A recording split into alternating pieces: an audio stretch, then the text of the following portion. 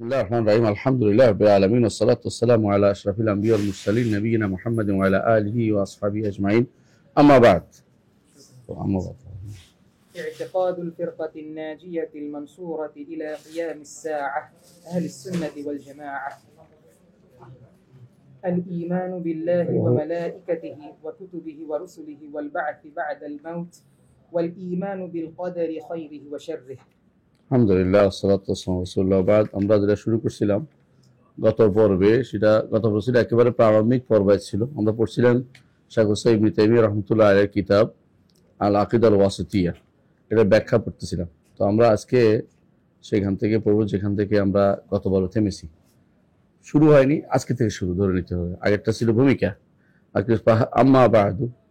আমার এখানে একটু বাড়তি আছে, ওখানে এটা নাই, তো এখানে আছে আম্মা বাদ। অর্থাৎ নিয়ম হচ্ছে আম্মা বাদ বলা। আমরা ওই দিন আলোচনা করেছিলাম যে সাধারণত হাম সানার পরে, আল্লাহর প্রশংসার পরে আম্মা বাদ, তারপর কথা শুরু করা, এটা রয়েছে নিয়ম।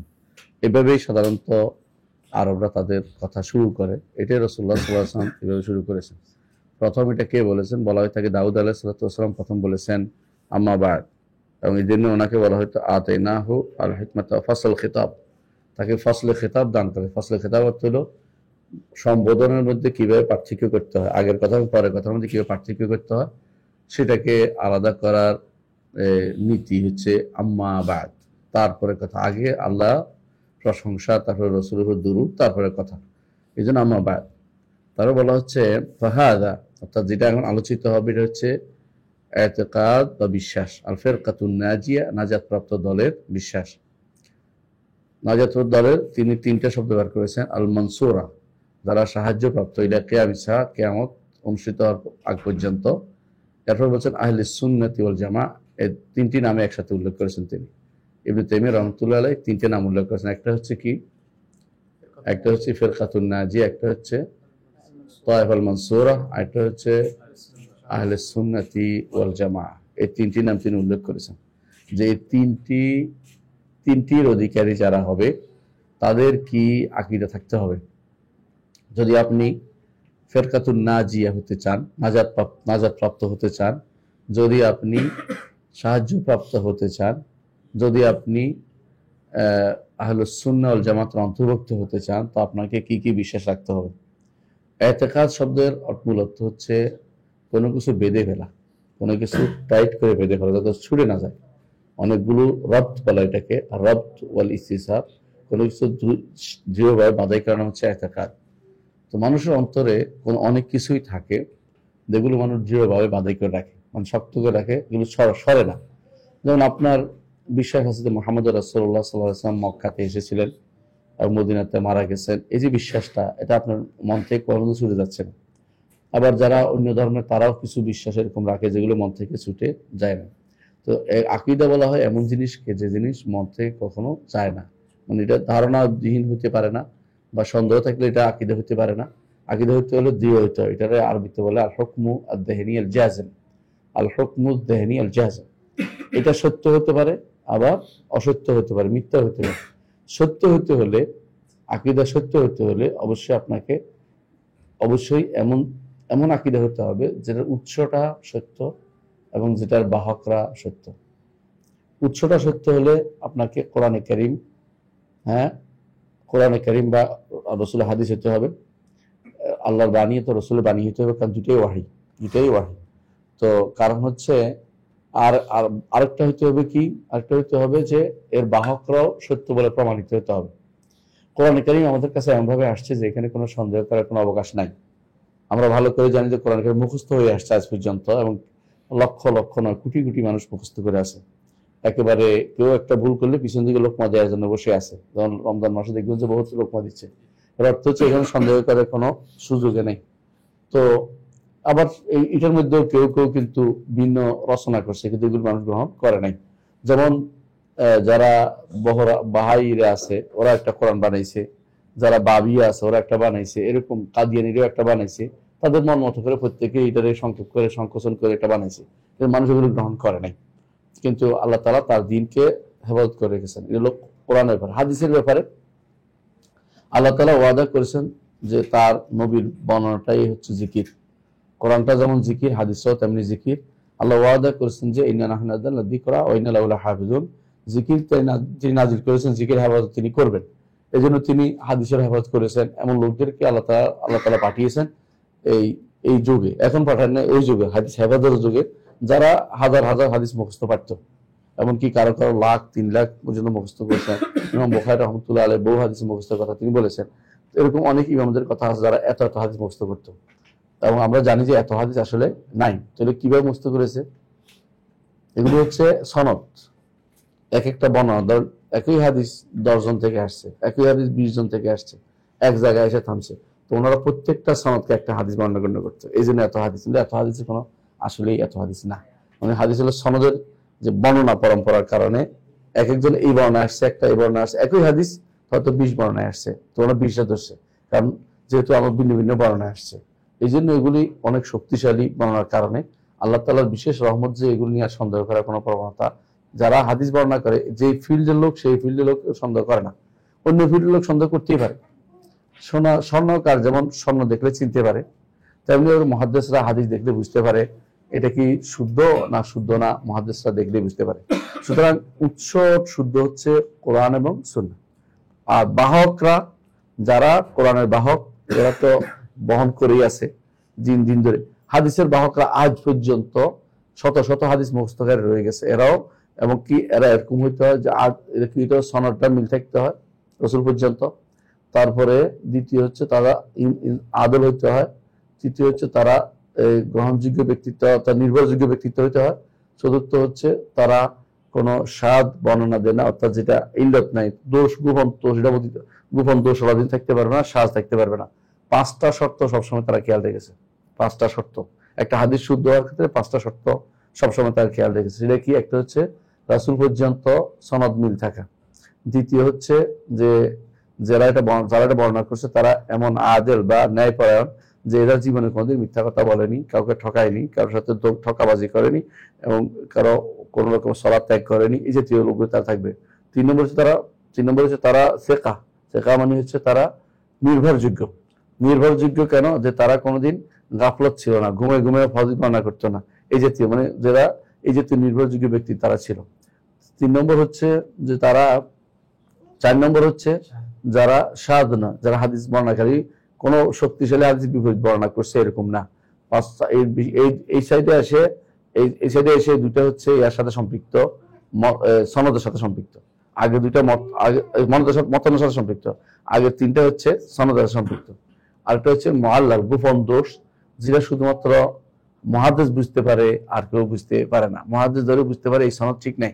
আপনারা জানেন যে ইমাম বুখারী রাহমাতুল্লাহ পরীক্ষা করা হয়েছিল, যে অনেকগুলো সনদ উল্টাপাল্টা করে দিয়েছিল, সবগুলো তিনি আবার সোজা করছে যে এটার সাথে এটা আসে না, এই লোককে হাদিস বর্ণনা করে নাই, এই অমুকে পায় নাই, তিনি ঠিক করে দিতে পারছে। কারণ তারা এটা বুঝতে পারে, যেমন স্বর্ণকারে স্বর্ণ দেখলে বুঝতে পারে এটার মধ্যে কতটুকু ইমিটেশন আছে আর কতটুকু ইমিটেশন আছে আর কতটুকু স্বর্ণ আছে। বন্ধ করে রাখবেন কিছুক্ষণ, হ্যাঁ, মোবাইল বন্ধ করে রাখতে হবে। হ্যাঁ, তো এই জন্য আমিও করি, যে আপনাদের বলছি যেহেতু, তো এটা একটা জরুরি, কারণ এই সময়টুকু আমরা দিনের জন্য দেই একটা খাঁটি ভাবে। বেরোয় দেখবো কি হয়েছে, দুনিয়া উল্টে গেল, দেখে যাবে ইনশাআল্লাহ। যদি মোবাইল ছিল ওই মানুষ চলে নাই, সুতরাং যদি গুরুত্বপূর্ণ কিছু নাই, এগুলি পরে দেখতে পাবো ইনশাআল্লাহ। কিছুক্ষণ সময় আমরা শুনে নিই। তাহলে আপনারা দেখতে পাচ্ছেন যে দিনের উৎস, যেটা আকীদার উৎস শুদ্ধ, ওই সময় আকীদা ওই সময় শুদ্ধ হবে যখন উৎসটা শুদ্ধ হবে এবং যখন বাহকরা শুদ্ধ হবে। কথা বলছেন কিনা? উৎসটা শুদ্ধ হবে, বাহক শুদ্ধ হলে শুধুমাত্র সেটা আকীদা শুদ্ধ হবে, এর বাইরে কোনো আকীদা শুদ্ধ হইতে পারে না। এই মানদণ্ডে বিশুদ্ধ আকীদার উৎস হবে একমাত্র কোরআন এবং সুন্নাহ। কারণ কোরআন এবং সহিহ সুন্নাহ ছাড়া আপনি বিশুদ্ধ আকীদার আর কোনো উৎস পাবেন না, যেগুলোতে আপনি এই মানদণ্ডটি পেতে পারবেন যে আমার উৎসটাও শুদ্ধ, বাহকরাও শুদ্ধ, অর্থাৎ আমার কাছে আসা পর্যন্ত সেটা শুদ্ধ। একটা খবর যদি এখন চাউর হয়ে যায় যে যে অমুক মারা গেছে, যে বাদশাহ, কি নাম, বাদশাহ সালমান মারা গেছে, তো আপনি বলেন তোমার উৎসটা কি? যদি বলে যে একেবারে ওনার বাসা থেকে ফরমান জারি হয়েছে, কোনখান থেকে, যে দেওয়াল মালাকি থেকে ফরমান জারি, তিনি মরে গেছে, বলতে হ্যাঁ এবারে ঠিক আছে। আর যদি হয় আমাদের দেশের কোনো একজন ব্যক্তিত্ব বলছে, তোমার কাছে কেমনে খবর আসলো, বুঝলেন না কথাটা? তো সুতরাং উৎসের দিক থেকে আমাদের দিন ছাড়া অন্য কোনো দিন উৎস এবং বাহক এই দুইটার হেফাজত করতে পারে নাই। দুর্ভাগ্যবশত আমরা এত কিছু পাওয়ার পরেও আমরা এটাকে গ্রহণ না করে বাইরের আকীদা গ্রহণ করার জন্য ব্যস্ত হয়ে পড়ি। তো এই দিক থেকে আকীদা শব্দের মূল অর্থ আমরা জানতে পারছি, তাই না?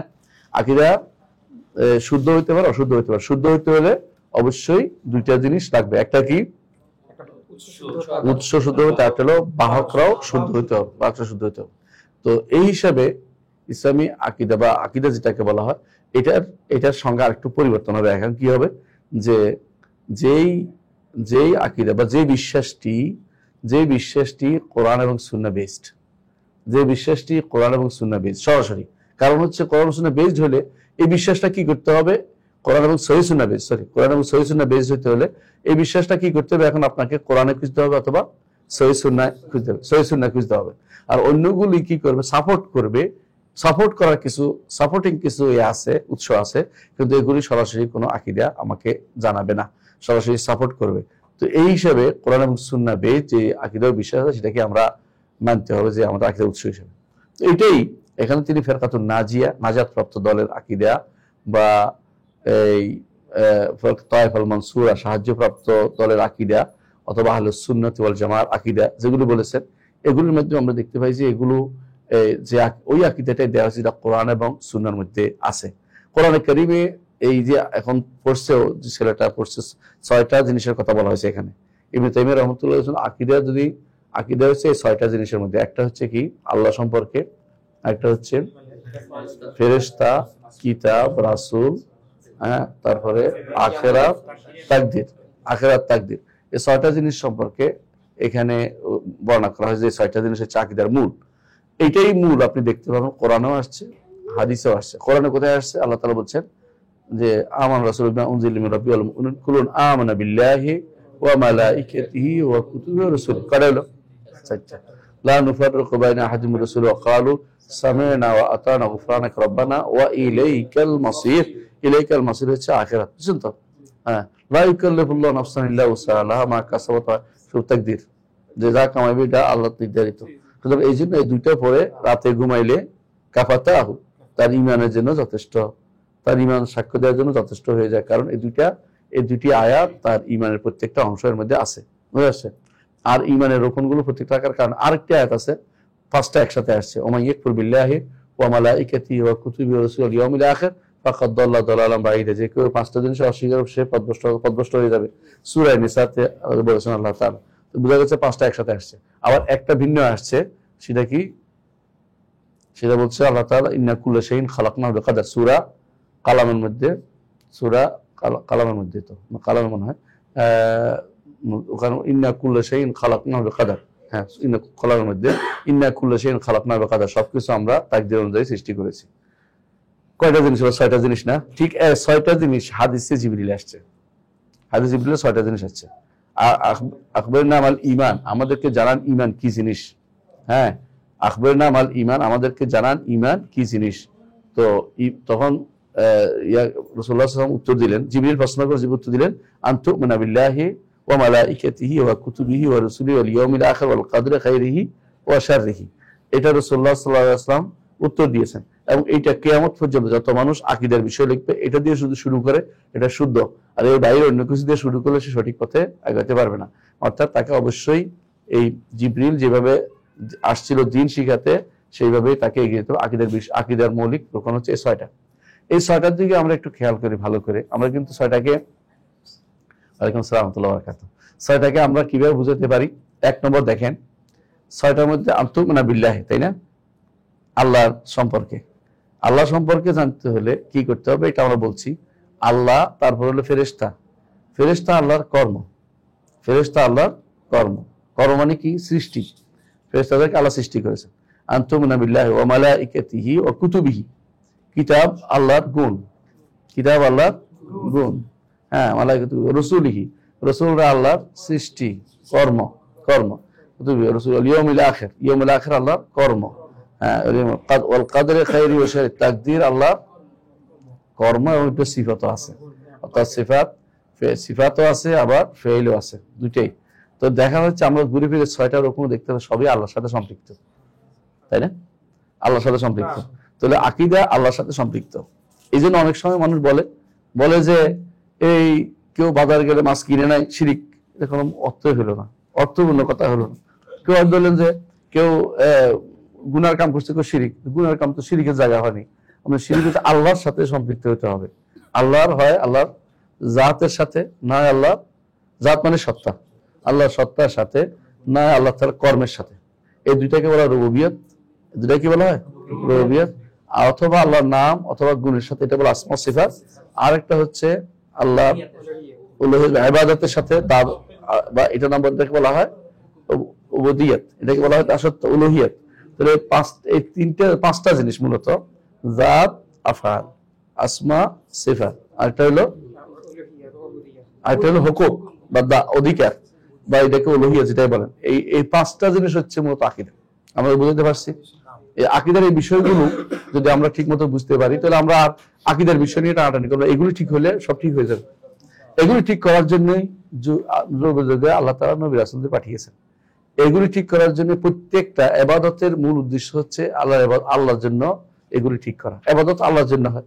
ইবাদতের মধ্যে দেখবেন যে রুবুবিয়ত আছে, আল্লাহর রবের কথা আছে, সত্তার কথা আছে, কর্মের কথা আছে, নামের কথা আছে, গুণের কথা আছে। দেখেন না, আপনি শুরু করলেন আল্লাহু আকবার, তাই না? আল্লাহর কথা আছে না? এবার দেখুন আপনি সালাত আদায় করেন আলহামদুলিল্লাহ রাব্বিল আলামিন, আর রুবুবিয়ত, উলুহিয়ত, আসমা সিফাত সবই আছে এর ভিতরে। তো দেখা যাচ্ছে এই পাঁচটি জিনিসকে সব জায়গাতেই গুরুত্ব দেওয়া হয়েছে। এবং হজের মধ্যেও দেখবেন যে তালবিয়া আছে, পুরোটাই তাওহীদের সাথে সম্পৃক্ত। এই জন্য আকীদা অর্থ এই জিনিসগুলো। এখন যদি কেউ বলে আকীদা নিয়ে বাড়াবাড়ি করে যে আকীদা বলা যাবে না, আকীদা ফেক, তাহলে বুঝতে হবে সেই ফেক। মানে সে, কারণ তার তো একটা বিষয় আছে, কারণ সে এখন বাড়াবাড়ি করতেছে কেন? সে মনে করতেছে আকীদা শব্দের কারণে আমরা বুঝি বিভেদ সৃষ্টি করছি। না, বিভেদ তো সৃষ্টি করি নাই, বিভেদ তো হয়েই আছে। বিভেদ সৃষ্টি হচ্ছে, কেউ যদি বলে যে রাসূলুল্লাহ সাল্লাল্লাহু আলাইহি ওয়াসাল্লাম আসার কারণে আরবরা বিভেদে বিভক্ত হয়ে গেছে, এই কথা বললে তো রাসূলের মতো নেয়ামতকে আমরা কি করলাম? দূরে ঠেলে দিলাম। রাসূলের মতো এত বড় নেয়ামতকে আমরা দূরে ঠেলে দিচ্ছি, নাউযুবিল্লাহ। এটা আবু জাহেলের কথার মতো। আবু জাহেল বলছে আল্লাহ আগামী দিন আপনি পিষে ফেলবেন যে আমাদের ভাই শত্রুতা তৈরি করে দিয়েছে, যে আমাদের মধ্যে সমাজটাকে সুন্দর সমাজটার মধ্যে আগুন লাগিয়ে দিয়েছে, তাকে আগামী দিন আপনি পিষে ফেলেন। আল্লাহর কাছে দোয়া করতেছে আবু জাহেল। তো যে কেউ আকীদা বিশ্বাসটাকে গৌণ মনে করবে, সে ব্যক্তি কখনো ঈমানদার হতে পারবে না। আকীদা বিশ্বাস হচ্ছে প্রথম কাজ। প্রথম কাজ হচ্ছে আকীদা বিশ্বাস ঠিক করা। সালাত নয়, সালাতের আগে হচ্ছে আকীদা বিশ্বাস। এই জন্য সালাত ফরজ হয়েছে নবুয়তের 10ম বছরে এসে। এর আগ পর্যন্ত সালাত 5 ওয়াক্ত সালাত ফরজ হয়নি। আমরা জানেন সামান্য সালাত ফরজ ছিল, 2 ওয়াক্ত পড়তো। এটা ছিল শুধুমাত্র সকালে এবং বিকালে। এর আগ পর্যন্ত ফরজ সালাত যেটা হয়েছে এটা 5 ওয়াক্ত 10 বছর পরে, 10 বছর ইমানের পরে, 10 বছর ইমানের ইয়ার পরে, ইমানের প্রশিক্ষণের পরে তারপর সালাতে ফরজ হয়েছে। কথা বুঝেন? এটা সবকিছুর আগে গুরুত্ব দিতে হবে আকীদাকে। আকীদা ও ইমানের মধ্যে কি পার্থক্য বলো? ব্যাপক একটা শব্দ। ঈমান হচ্ছে সহিহ আকীদা, হচ্ছে ঈমান, এবং আকীদা হচ্ছে খারাপ হয় ভালো হয়। আকীদা খারাপ হয় ভালো হয়, সহিহ আকীদাটাই হচ্ছে ঈমান। ঠিক আছে, মাশাআল্লাহ। সহিহ আকীদা যেটা এটা ঈমান, ভালো কথা বলছেন। আর আকীদা একটা ব্যাপক শব্দ, এটা সবারই থাকে, কিন্তু ঈমান সবার থাকে না। ঈমান কোন কাফের ঈমান এটা আমরা বলতে পারি না, কাফের আকীদা বিশ্বাস আছে। কিন্তু ঈমান শব্দটি শুধু আমাদের যে ইসলামের সাথে সম্পৃক্ত বাইরের লোকদেরকে ঈমানের কথা দিয়ে কোনো ধরা যাবে না। তার ঈমান কি, তার আকীদা হতে পারে, একটা হিন্দুর আকীদা বিশ্বাস হতে পারে, কিন্তু হিন্দুর ঈমানের কথা বলা যাবে না। ঈমান শুধু আমার ঈমানের সাথে সম্পৃক্ত, কারণ আমরা ঈমান শব্দটি আমাদের শারঈ পরিভাষা, এটা অন্যের জন্য ব্যবহার করতে পারি না। বুঝলেন কথাটা? যেমন আমরা এই মানব রচিত আইনকে শরীয়ত বলতে পারি না। আমাদের শরীয়ত হচ্ছে আল্লাহর দেয়া বিধানকে আমরা শরীয়ত বলি। যদিও শরীয়ত অর্থই হচ্ছে যে মানুষের চলার জন্য বিধান দেয়া। এই বিধান আমরা যেটা এটা শরীয়ত, এই জন্য আমরা যেটা এটা শরীয়ত হইতে পারে না, আল্লাহ যেটা দিয়েছেন এটা কি শরীয়ত। কথা বুঝতে পারছি? আমাদের একটা আইন বা নীতি বিধান বিভিন্ন রকমের নাম হইতে পারে, কানুন নাম হইতে পারে, কিন্তু আল্লাহ যেটা দিয়েছেন এটার নাম হচ্ছে শরীয়ত। তেমনি ভাবে ঈমান পরিভাষাটি আল্লাহ দেয়া পরিভাষা, এটাকে বদলানোর কোনো সুযোগ নাই। এখন তাহলে বুঝতে পারছি যে আমরা কয়েকটা শব্দ আকীদা শব্দের অর্থ বুঝছি, তাই না? আলহামদুলিল্লাহ। দ্বিতীয়ত ইতিকাদ আল ফিরকাতুন নাজিয়া বলা হয়েছে, নাজাত প্রাপ্ত দল। নাজাত প্রাপ্ত দল কেন উনি শুরুতেই নাজাত প্রাপ্ত দল বলেছেন? কারণ ইসলাম গ্রহণ করার পরেও, মুসলিম হওয়ার পরেও পরবর্তীতে ধীরে ধীরে এটা কি হবে, পরিবর্তন হয়ে গেছে। রাসূলুল্লাহ সাল্লাল্লাহু আলাইহি ওয়াসাল্লাম জীবনের শেষ ভাগে এসে প্রচুর পরিমাণে আমাদেরকে সাবধান করেছেন। এমনকি একদিন লম্বা খুতবা দিয়েছেন, আরবাদ ইবনে সারির হাদিসটি আপনার জানা আছে। লম্বা খুতবা দেওয়ার পর তিনি বলেছেন যে আমার উম্মত বহুত ভাগে বিভক্ত হবে, তার মধ্যে তারা 72 মানে 73 ভাগে বিভক্ত হবে, তার মধ্যে একটি ছাড়া বাকি সবগুলি জাহান্নামে যাবে, একটি ছাড়া। রাসূলুল্লাহ সাল্লাল্লাহু আলাইহি ওয়াসাল্লাম তাকে জিজ্ঞাসা করে একটির পরিচয় কি? তাহলে বোঝা গেল যে রাসূলুল্লাহ সাল্লাল্লাহু আলাইহি ওয়াসাল্লাম আমাদেরকে সাবধান করে গেছেন যাতে করে বিভিন্ন দলের মতে বিভক্ত না হই, দুই মতে বিভক্ত না হই। রাসূলুল্লাহ সাল্লাল্লাহু আলাইহি ওয়াসাল্লাম আমাদেরকে বলছেন একটির উপর থাকতে হবে, যে একটির উপর সাহাবায়ে কেরাম ছিলেন। বলছেন একটি কোনটি? বলছে মা আনা আলাইহি ওয়া আসহাবি, যার উপর আমি আছি এবং আমার সাহাবীরা আছে। এবং এবং আরো বলেছেন হিয়াল জামা, আরেক বর্ণনা আসছে এটা হচ্ছে কি জামা, মুসনাদ আহমদ বর্ণনা আসছে সেটা হচ্ছে জামা। আর তিরমিজি বর্ণনা আসছে যার উপর আমি আছি এবং আমার সাহাবীরা আজকে আছি, অর্থাৎ রাসূলের সময় রাসূল এবং রাসূলের সাহাবীরা যে অবস্থায় আছে, রাসূল যেটার উপর আছেন এবং সাহাবীরা যেটার উপর থাকবেন, এটা হচ্ছে বিশুদ্ধ আকীদা। এই জন্য বিশুদ্ধ আকীদার এই ফিরকাতুন নাজিয়া, নাজাত প্রাপ্ত দল তারাই, কারণ এরা যদি নাজাত প্রাপ্ত, এরাই নাজাত প্রাপ্ত দল, অন্যরা নাজাত প্রাপ্ত হবে না। অন্য বর্ণনা এদেরকে আরো কয়েকটা নাম আসছে, এর মধ্যে একটা হচ্ছে আল আহলুস সুন্নাতি ওয়াল জামা, এখানে আসছে আহলুস সুন্নাতি ওয়াল জামা। আহলুস সুন্নাহ আপনি কি বুঝেন? সুন্নাহ বলতে কি বুঝেন? হাদিস না? হাদিস। জামা বলতে কি বুঝেন? সাহাবায়ে কেরাম। তাহলে এমন হতে হবে যে মা আনা আলাইহি অর্থাৎ সুন্নাহ, ও আসহাবি অর্থাৎ সাহাবায়ে কেরাম। তো সাহাবায়ে কেরামের সুন্নাহ এবং আমাদের নবীর সুন্নাহ, সাহাবায়ে কেরাম আদর্শ, নবীর আদর্শ, এটা যারা মানবে তারা বিশুদ্ধ আকীদার মধ্যে থাকতে পারবে। এটা থেকে এক বিন্দু সরে গেলে অতটুকু পথভ্রষ্টতা সে নিবে, এক বিন্দু সরলে ওইটুকু পথভ্রষ্টতা সে গ্রহণ করে নিচ্ছে। তো এই জন্য এই জিনিসটা ইলা কিয়ামিস সাআহ, কিয়ামতের আগ পর্যন্ত থাকবে। কারণ রাসূলুল্লাহ সাল্লাল্লাহু আলাইহি ওয়াসাল্লাম হাদিসে তিনি বলেছেন যে লা তাযালু তায়ফাতুন মিন উম্মতি যাহিরিন আল হক, আমার উম্মতের একটি গোষ্ঠী কিয়ামত পর্যন্ত থাকবে মানসুরা, সেখানে হাদিসে আসছে সাহায্য প্রাপ্ত হবে। এই সাহায্য দুই ভাগে প্রাপ্ত, একটা হচ্ছে কখনো কখনো তারা ক্ষমতায় থাকবে, যেমন সাহাবায়ে কেরামের যুগে, খলিফাদের যুগে, বিশেষ উমাইয়া যুগ পুরোটাই ধরতে পারেন। এবং কখনো কখনো আব্বাসী যুগের মাঝে মধ্যে হয়েছে, মাঝে মধ্যে হয়নি। আব্বাসী যুগের শুরুতে ভালো ছিল, যেমন কারা, যখন আবুল আব্বাস সাফা অথবা তার মনসুর, এরা হারুন রশিদ, এদের সময় আকীদা বিশুদ্ধের মধ্যে তারা চলতো। পরবর্তী মামুনের সময় থেকে শুরু করে বর্ষতার রচনা শুরু হয়েছে ভালো করে। এরপরে এটা চালু আছে, মোবাইল বন্ধ করে দাও, হ্যাঁ। এরপরে এটা চালু হয়েছিল, পরে আবার খলিফা যখন মুতাওয়াক্কিল আলাল্লাহ যখন আসছে, তখন আবার সহিহ আকীদায় চলে আসছে, আলহামদুলিল্লাহ। এর মাঝে মধ্যে হবে, মাঝে মধ্যে ভুলের উপর যাবে শাসকরা, কিন্তু এদের আরেকটা মানসুরা, আরেকটা অর্থ হচ্ছে এরা সবসময় মানসুরা হবে দলিলের দিক থেকে, দলিল প্রমাণে তারা সবসময় উপরে থাকবে। কারণ তারা কোরআন দিয়ে দলিল দিবে, তারা হাদিস দিয়ে দলিল দিবে, তারা প্রবৃত্তি দলিল দিবে না, আকল দিয়ে দলিল দিবে না, দর্শন দিয়ে দলিল দিবে না, তারা বাইরের কোনো কিছু দিয়ে দলিল দিবে না। এই জন্য তারা সবসময় কি থাকবে? মানসুরা, সাহায্য প্রাপ্ত হবে, অর্থাৎ আল্লাহর পক্ষে তারা সাহায্য প্রাপ্ত। উভয় অর্থই শুদ্ধ, অর্থাৎ কখনো এটা হবে, কখনো এটা হবে। তবে এটা কখনো বন্ধ হবে না যে তাদের দলিল দেওয়ার লোক থেকে কখনো বন্ধ হবে না, সবসময় এরা থাকবে সাহায্য প্রাপ্ত। যদি ইয়ার দিক দিয়ে বিসাইফে সিনান হয়, কখনো কখনো তাদেরকে টুটি চেপে ধরা হবে, কখনো তাদেরকে ছাড় দেওয়া হবে, কিন্তু তারা দলিলের দিক থেকে তারা সবসময় শক্তিশালী। আজ পর্যন্ত সবাই শেষ পর্যন্ত স্বীকার করতে হয়, যতই ঘুরুক শেষে স্বীকার করে যে এদের বক্তব্য ঠিক, এদের বক্তব্যই ঠিক, এরা যা বলছে আল হাদিস ওয়াল আসার যা বলছে সেটাই ঠিক, এখন পর্যন্ত বলতে বাধ্য হবে, একদিন বলতে হবে। এমনকি এই বক্তব্যটি আমরা দেখেছি, এর আগেও আমরা দেখেছি, একজন নাম হচ্ছে শেখ আব্দুল্লাহ লখনবী রাহমাতুল্লাহ আলাইহি, তিনি শেষ পর্যন্ত স্বীকার করে গেছেন। এবং তার একটা গ্রন্থ আছে মজমুআতুল ফাতাওয়া, সেখানে তিনি 10 পৃষ্ঠা লিখছেন যে আল্লাহ তাআলা আরশের উপরে তিনি সর্বত্র বিরাজমান নন, তিনি 10 পৃষ্ঠা লিখছেন এর উপরে। তারাও স্বীকার করে গেছেন। যতই সুন্নাহর উপর যত বেশি থাকবে, সাহাবায়ে কেরামের মতাদর্শ যত বেশি আসবে, তত বেশি স্বীকার করতে হবে যে এই মতটাই সত্য।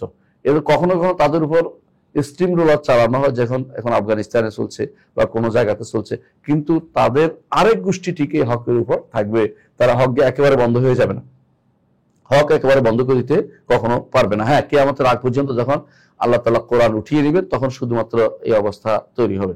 আচ্ছা, তাহলে আমরা বুঝতে পারলাম যে এই বহুত ফেরকা হবে, রাসূলুল্লাহ আমাদেরকে আগে থেকে জানিয়েছেন। এই জন্য যেই নাজাতপ্রাপ্ত ফেরকা, সেটার শুধুমাত্র আমরা আকীদা বর্ণনা করতে হবে। নাজাতপ্রাপ্ত ফেরকার আকীদা রাসূল একটা কথা দিয়ে শেষ করে দিয়েছে, সেটা কি? যার উপর আমি আছি আর আমার সাহাবীরা আছে। এবং সেটা রাসূল অন্য জায়গাতে বলছে আল জামা, জামাত হলো যারা ঐক্য মতে আছে। ঐক্য মতে রাসূলুল্লাহ সাল্লাল্লাহু আলাইহি ওয়াসাল্লাম পরে মানুষ আর মানে সাহাবায়ে কেরামের পরে আর মানুষ ঐক্যমতে থাকে নাই, মানুষের মধ্যে ভিন্ন ভিন্ন পথ আসছে।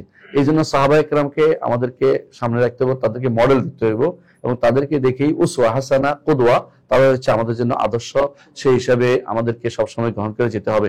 যখনই দেখবেন যে এই পথ থেকে একটু সরে গেছে, বুঝবেন যে তারা এই সাহাবায়ে কেরামের পথ থেকে সরে গেছে, এই জন্য তাদের আদর্শ আর ঠিক নেই। আদর্শ ঠিক এখানে ঘুরে আসতে হবে প্রত্যেকটা জিনিসের। যত তাবিল করে, যত অপব্যাখ্যা করে, অন্যগুলি করে নিজের মত প্রতিষ্ঠা করার চেষ্টা করতে পারবে, কিন্তু সরাসরি সাহাবায়ে কেরাম থেকে কোনো দলিল দিতে না পারে কেউ, কোরআন থেকে হাদিস থেকে, তাহলে বুঝবেন যে এদের বক্তব্য গ্রহণযোগ্য হইতে পারে না। তো এখানে আমরা দেখতে পাই যে সমস্ত 73 ভাগের কথা বলছে রাসূলুল্লাহ সাল্লাল্লাহু আলাইহি ওয়াসাল্লাম, 73 ভাগে বিভক্ত হবে। 73 ভাগ কিন্তু এক সময় হয়নি, ধীরে ধীরে ধীরে ধীরে হয়, আবার কখনো কমে কখনো বাড়ে, আবার এক ফেরকার সাথে আরেক ফেরকা কখনো কি হয়ে যায়, মিক্সড হয়ে যায়। আমরা দেখবেন এরকম আমরা দেখতে পাচ্ছি রাসূলুল্লাহ সাল্লাল্লাহু আলাইহি ওয়াসাল্লামের যোগে, সাহাবায়ে কেরামের যোগের শেষের দিকে এসে কিছু ফেরকা উদ্ভব হয়েছে। সাহাবায়ে কেরামের যোগের শেষের দিকে এসে কিছু ফেরকা উদ্ভব হয়েছে। এদের মধ্যে সর্বপ্রথম যে ফেরকা কোনটা, বগাত তো ফেরকা না, এরা আসলে সর্বপ্রথম যারা হয়েছে কাদারিরা। আহসানতা, সর্বপ্রথম হচ্ছে কাদারিরা হচ্ছে সর্বপ্রথম ফেরকা। এর আগে শিয়া যেটা হয়েছিল, এরা আকীদাগত ফেরকা ছিল না, ধীরে ধীরে শিয়া আকীদাগত ফেরকায় পরিণত হয়েছে, বুঝছেন কিনা। তো কাদারিরা সর্বপ্রথম বের হয়েছিল, তাকদীর অস্বীকারী। কাদারি অর্থ তাকদীর অস্বীকারী, উল্টা অর্থে। হ্যাঁ, কাদারি তাকদীর অস্বীকার। জাবারি অর্থ হচ্ছে তাকদীর। জাবারিরা কি করে, শরীয়তকে যারা অকেজো করে তাদের জাবারি বলে, আর যারা আল্লাহর লেখাকে, আল্লাহ তাকদীরকে লেখাকে অস্বীকার করে তারা বলা হয় কাদারি। মানে যারা আল্লাহর কাউনি কাদারি তাকদীরকে অস্বীকার করে তাদেরকে বলা হয় কাদারি, আর যারা আল্লাহর শরকে অস্বীকার করে তাদেরকে বলা হয় জাবারি। জাবারি আমাদের দেশে আছে যারা বলে এই লালন গোষ্ঠীর মতো, এরা বলে এরা জাবারি গোষ্ঠী, যেমনি নাচাও তেমনি নাচে পুতুলের দোষ, যারা বলে এরা। তো জাবারি কাদারিরা আগে আসছে, জাবারিটা পরে আসছে। এদের বিদ্যার্থী হয়ে ওদের দ্বারা প্রভাবিত হয়ে আরেক গোষ্ঠী ঠিক উল্টা হয়ে গেছে। আচ্ছা, এলো প্রথম ফেরকা। দ্বিতীয় ফেরকা হলো জাহামিয়ারা বেরোছে। এরপরে বেরোছে মুরজিয়ারার পরে বেরোছে। হ্যাঁ, এরপরে রাফেদা মুরজিয়া কাছাকাছি সময় বেরোছে। কয়টা হলো? পাঁচটা বলছে, কাদারিয়া, জাহামিয়ারা, জাবারিয়া, খারেজিরা, মুতাজিলারা ওই কাদারিয়াদের সাথে একসাথে, কারণ কাদারিয়ারা মুতাজিলা সবগুলি কাদারি, জাহামিয়ারা আবার জাবারি, মনে রাখবেন। জাহামিয়ারা কাদারি না, জাহামিয়ারা বলে আমল করবে না একদম, যেমনি না চাও তেমনি নাচি, এত আমল কি দরকার, এটা এই গোষ্ঠী। তো আরেকটা আমাদের দেশে বেশিরভাগ জাবারিও আছে, কাদারিও আছে, জাহামিও আছে, তিনটে আছে, আবার শিয়া রাফিদিও আছে, আর খারিজিও আছে, পাঁচটাই আছে। এগুলো মূল, এগুলির মধ্যে থেকে আরো শাখা হইয়া মোট কয়টা হয়েছে এখন? অনেক বেশি, 70-এর উপরে শাখা, নাউজুবিল্লাহ। অর্থাৎ সালাস সাবিন যে বলছে 73 ভাগ এখন সারা বিশ্বে আছে, এদের মধ্যে কিছু আছে 73 ভাগ থেকে বেরিয়ে গেছে। আমি বুঝাতে বলছি কি, 73 ভাগ যে জাহান্নামে যাবে, এই 73 ভাগকে চিরস্থায়ী জাহান্নামে বলা হয়নি। কিছু কিছু এদের মধ্যে থেকে 73 ভাগ থেকে বেরিয়ে জাহান্নামের পথে চলে গেছে একবার স্থায়ীভাবে। যেমন শিয়াদের মধ্যে কিছু গোষ্ঠী 73 ভাগের মধ্যে আর নাই, উম্মতের ফেরকার মধ্যে আর নাই। না, ইসনা আশারিয়া না, নুসাইরিরা। আর কেরা? বোহরা না, বাগিরা না, বোহরা এখানে আছে বাংলাদেশে। তারপরে ইসমাইলিয়া, এটা মরে গেছে কয়দিন আগে, আগা খান। তারপরে আর আছে বাহাইরা, বাহাই চিনছেন তো? বাহাই ন্যাশনাল, আপনাদের এখানে আছে ন্যাশনাল বাহাই সেন্টার, বাংলাদেশ 3টে আছে এরকম সেন্টার। বাহাই, এরা শরীয়তকে অস্বীকার করছে পুরোপুরি। এরকম কাদিয়ানিটা, এরকম সুফিদের মধ্যে একটা বিশাল গোষ্ঠী যারা এই হাকিকতের কায়েল, ওয়াকাতুল উজদের কায়েল, যারা বা আল্লাহ নেমে আসে যারা বলে হাল্লাজি গোষ্ঠী, এরা সবগুলি 72 ফেরকার নাই, এরা কাফের। এদেরকে ইমানদার বলে। দুরুজ আছে না দক্ষিণ লেবাননের, হ্যাঁ দুরুজ, এগুলি সবগুলি একেবারে ইমান থেকে বেরিয়ে গেছে। এগুলি মুসলমান বলার কোনো সুযোগ নেই, মুসলিম বলার কোনো সুযোগ নেই। কিন্তু এর বাকি যারা আছে, বাকিগুলোকে আমরা মৌলিকভাবে ইসলামের গণ্ডির ভিতরে বলি, কিন্তু এদের মধ্যে আলোচনা করলে অনেকেরই পাওয়া যাবে যারা ইসলাম থেকে বেরিয়ে গেছে। যারা বললো কোরআন বিক্রি, তারা মুসলিম না। এখন রাফিজিরা তো কোরআন বিক্রিতে বলে, তাই না? কোরআন বিক্রিতে বলে না। এখন আপনি তাদের অমুসলিম কেন বলবেন না? কারণ এদের মধ্যে কেউ আছে এটা বিশ্বাসটা নাই, সবাই না, মানে এরা কয়েক গোষ্ঠী আছে, তা কিছু মনে করে এটা, কিছু মনে করে কোরআন বিকৃত হয়ে কোরআন এই কোরআন আসল কোরআন না, এটা মনে করে সঙ্গে সঙ্গে কাফের। কিন্তু আমরা যেহেতু ওদের মধ্যে একটা গোষ্ঠী আছে যারা মনে করে কোরআন এটাই পড়েও মুখস্থ করে, বুঝতে গেল এদের মধ্যে সবাই এই নীতিতে বিশ্বাসী হয়নি। বিশেষ করে এদের যে নেতাগুলো সবগুলি আগে থেকে কুফরি বিশ্বাসী। এদের মধ্যে কেউ কেউ কোরআন বিকৃত বই লিখছে, কোরআন বিকৃত, এই কোরআন সেই কোরআন না যে কোরআন মুহাম্মদের উপর নাজিল হয়েছে, নাউজুবিল্লাহ। তাহলে বোঝা গেল যে কোরআনের বিরুদ্ধে কথা বলার লোক আছে, যেমন হাদিসের বিরুদ্ধে কথা বলার লোক আছে।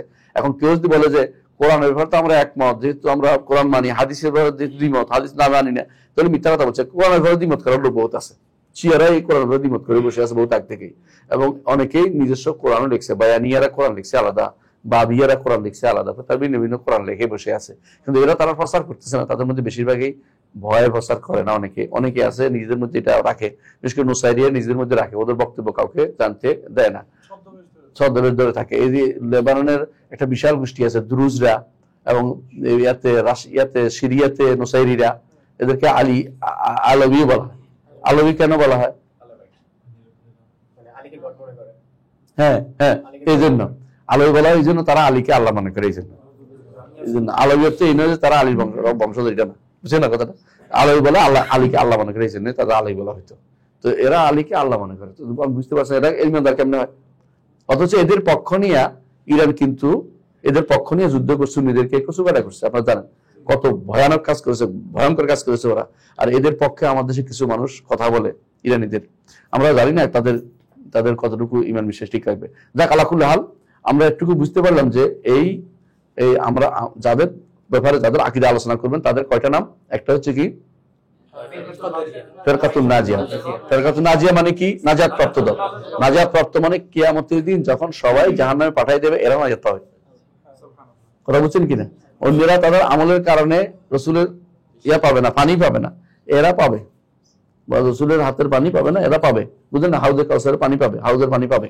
এই জাতীয় এরা নাজাত প্রাপ্ত।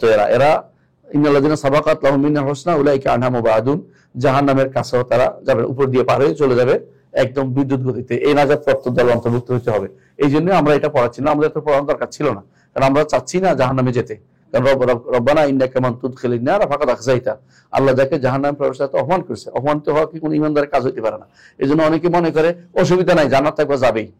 একটা গোষ্ঠী আছে বলে যে আপনি তো শেষে জাহান্নামীতে চিরস্থায়ী জাহান্নামীতে হচ্ছে না, মনে হয় এটা তাদের একটা সুখবর। মানে নাউজুবিল্লাহ, জাহান্নাম যে কি চিজ একবার যদি বুঝতে কেউ, রাসূলুল্লাহ সাল্লাল্লাহু আলাইহি ওয়াসাল্লাম এই জন্য বলেছেন দুনিয়ার বুকে সবচেয়ে বেশি নেয়ামত পেয়েছে, তাকে জাহান্নামে ডুবে জিজ্ঞাসা করা হবে তুমি কোনদিন নেয়ামত পেয়েছো? বলে না, লা ইয়া রব।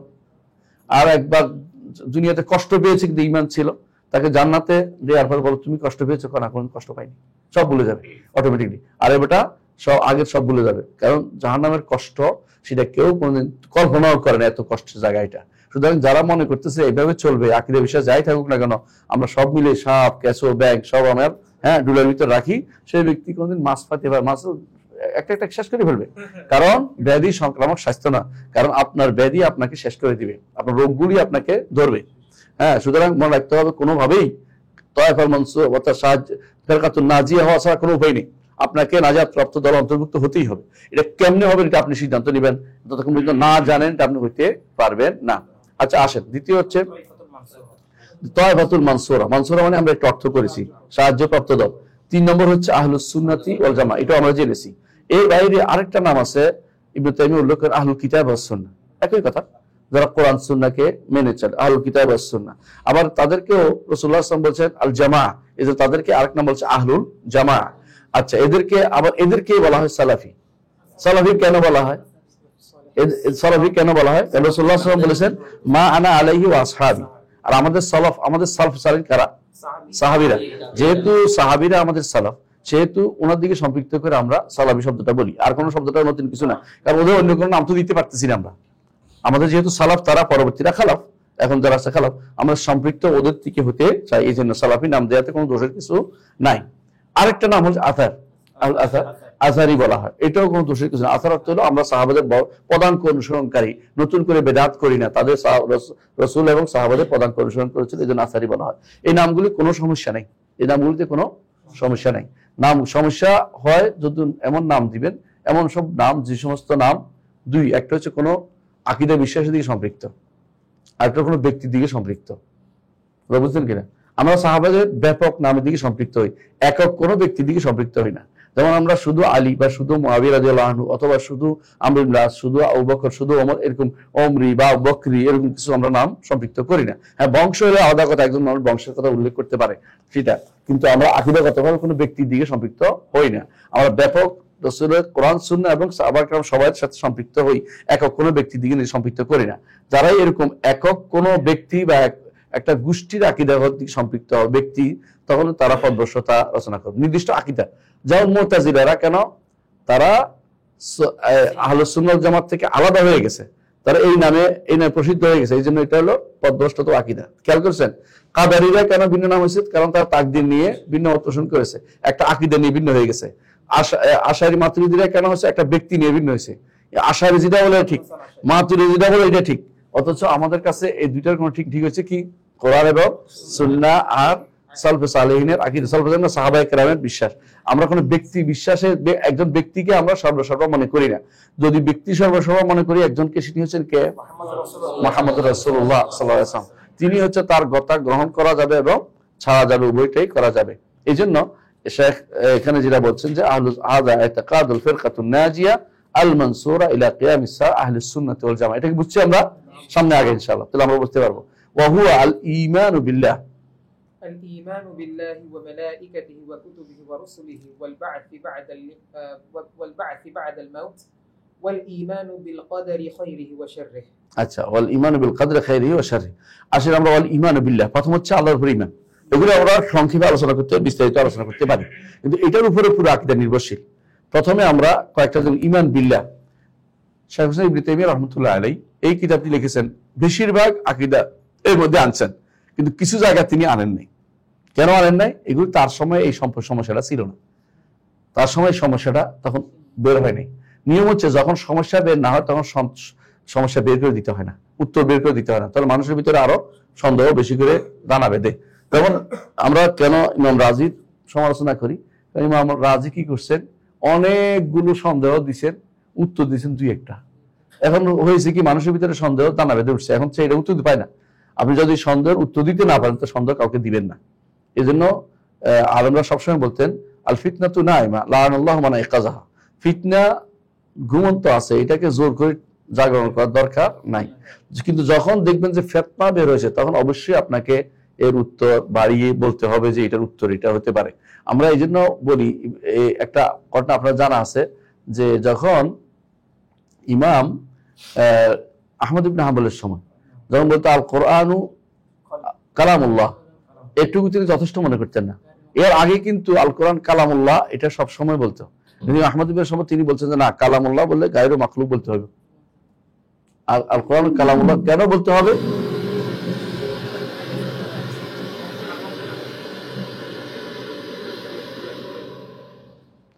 আল কোরআন কালামুল্লাহ বললে কেন গায়রু মাখলুক বলতে হবে? কারণ কিছু মানুষ বের হয়েছে যারা কোরআনকে সৃষ্ট বলে, যাতে করে কোরআনকে সৃষ্ট না বলতে পারে, যে এটাকে বাধা দিতে হবে। বুঝলেন কথাটা? যেমন আল্লাহ তাআলা আরশের উপরে, আর রহমান আলা আরশিস ইস্তাওয়া, এটুকু আগে বলতে হয়। পরে ইমামরা বাড়াইছে কি, বায়িনুম মিন খালকি, তিনি সৃষ্টি থেকে আলাদা। কারণ আল্লাহ আরশে কেউ যেন অপব্যাখ্যা করে আল্লাহকে সৃষ্টির ভিতরে মনে না করে। তো কখনো কখনো শব্দ বাড়িয়ে বলতে হয়, কেন? যাতে করে সন্দেহটা দূর করতে পারে। কিন্তু যতক্ষণ পর্যন্ত সন্দেহ না আসবে ততক্ষণ পর্যন্ত জোর করে অতিরিক্ত বলার দরকার আমাদের নাই। কিন্তু আমাদের দেশে এই সমস্যাগুলি আসার কারণে আমাদের এখন বলতে হচ্ছে। ঈমান বিল্লাহর কথা তিনি বলে গেছেন। ঈমান বিল্লাহর জন্য দুইটা সাইড আছে, কে বলতে পারবেন? না, এটা নয়। ঈমান বিল্লাহর আল্লাহর উপর ঈমানের দুইটা সাইড, একটা হচ্ছে আল্লাহর অস্তিত্বের উপর ঈমান, আর একটা হচ্ছে আল্লাহর তাওহীদের উপর ঈমান। একটা হচ্ছে কি ঈমান বিউজুদিল্লাহ, একটা হচ্ছে ঈমান বিতাওহীদিল্লাহ। দুইটা সাইড মনে রাখবেন। ঈমান বিউজুদিল্লাহ, আল্লাহর অস্তিত্বের উপর ঈমানের উপর আগে বেশি আলোচনা হতো না। কেন আগে বেশি আলোচনা হতো না? কারণ হচ্ছে এইটা তো মানুষের অন্তরের ভিতরে ছিল স্বভাবতই। মানুষের ভিতরে এই বর্তমান সময়ের মতো এরকম এলহাদ, এরকম আল্লাহ অস্বীকার করার প্রবণতা তখনকার সময় মানুষের ভিতরে ছিল না। মানুষ এটাকে এত বেশি এত নষ্ট করতে পারেনি মানুষের বিবেককে। মানুষের বিবেক যেহেতু ফিতরাতের উপর ছিল, এটাকে আর জোর করে বলার কোনো দরকার ছিল না। মাঝে মধ্যে নবীরা উল্লেখ করতেন, আমরা এটা উল্লেখ করবো আপনাদেরকে, তারা এই জন্য কিছু জিনিস উল্লেখ করতেন, যে আফিল্লাহ শাক্কুন যেমন উল্লেখ করেছেন, তখন পরিবর্তন আসছে, কিন্তু আমাদেরকে এখন এটারও আলোচনা করা দরকার আছে। কিন্তু ওই সমাজে যেখানে এরকম সমস্যা আছে, আর যে সমাজে এই অস্বীকার করার প্রবর্তন হয়, সেখানে এই আলোচনার দরকারও লাগে না। যেমন আরবের সমাজে, সৌদি আরবের সমাজের মধ্যে আপনার আল্লাহর অস্বীকার করার বিষয়টি একেবারেই মাথায় নাই ওদের। ওদের মধ্যে কি আছে, কোনো কোনো জায়গাতে ভুল হচ্ছে, কেউ অসুবিধা ভুল, সেগুলো সংশোধন করা সহজ।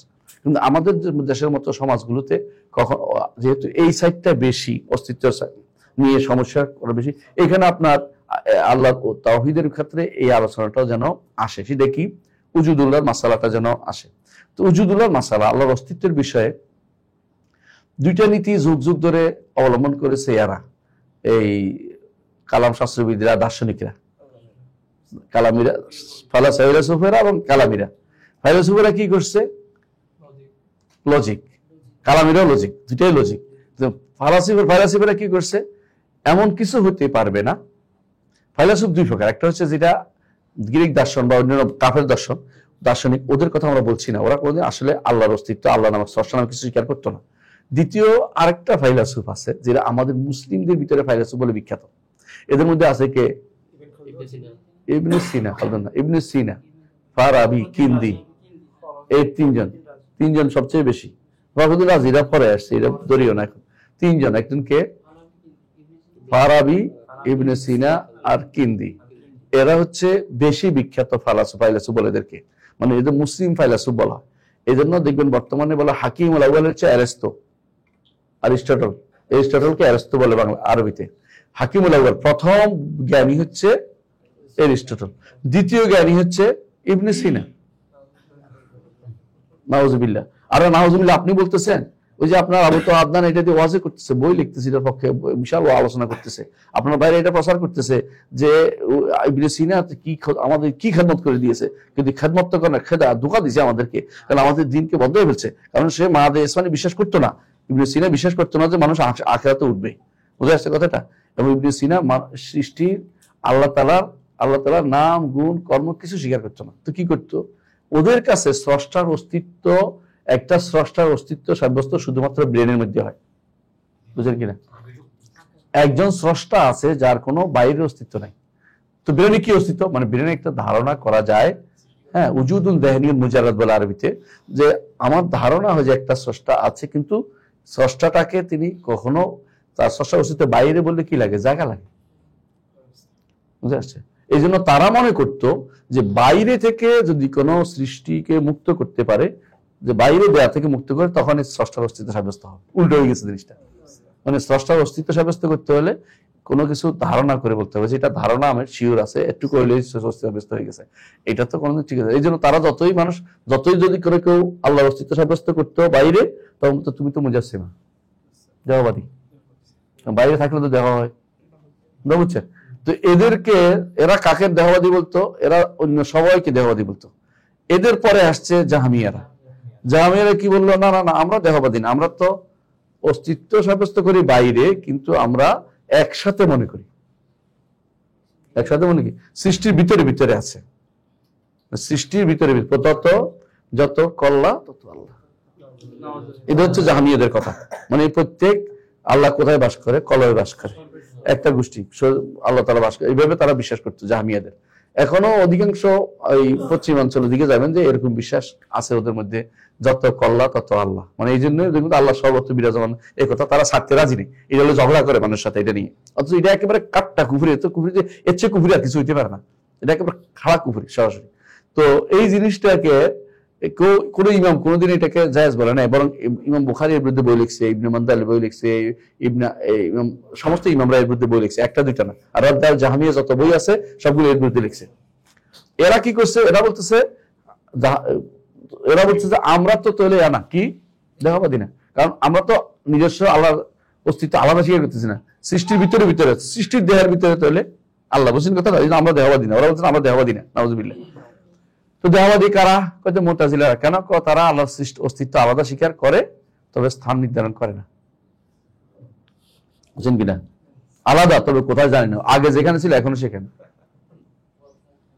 এই গোষ্ঠী এখনো আছে প্রচুর পরিমাণে, এটাই বলে ওরা, দেখবেন আল্লাহ যেখানে এখন সেখানে। এরা হলো মুতাজিলা, এবং এরা এটাও বলে যে আল্লাহর কোনো গুণ থাকতে পারে না, দেহবাদ থেকে বাঁচার জন্য, বুঝছেন তো?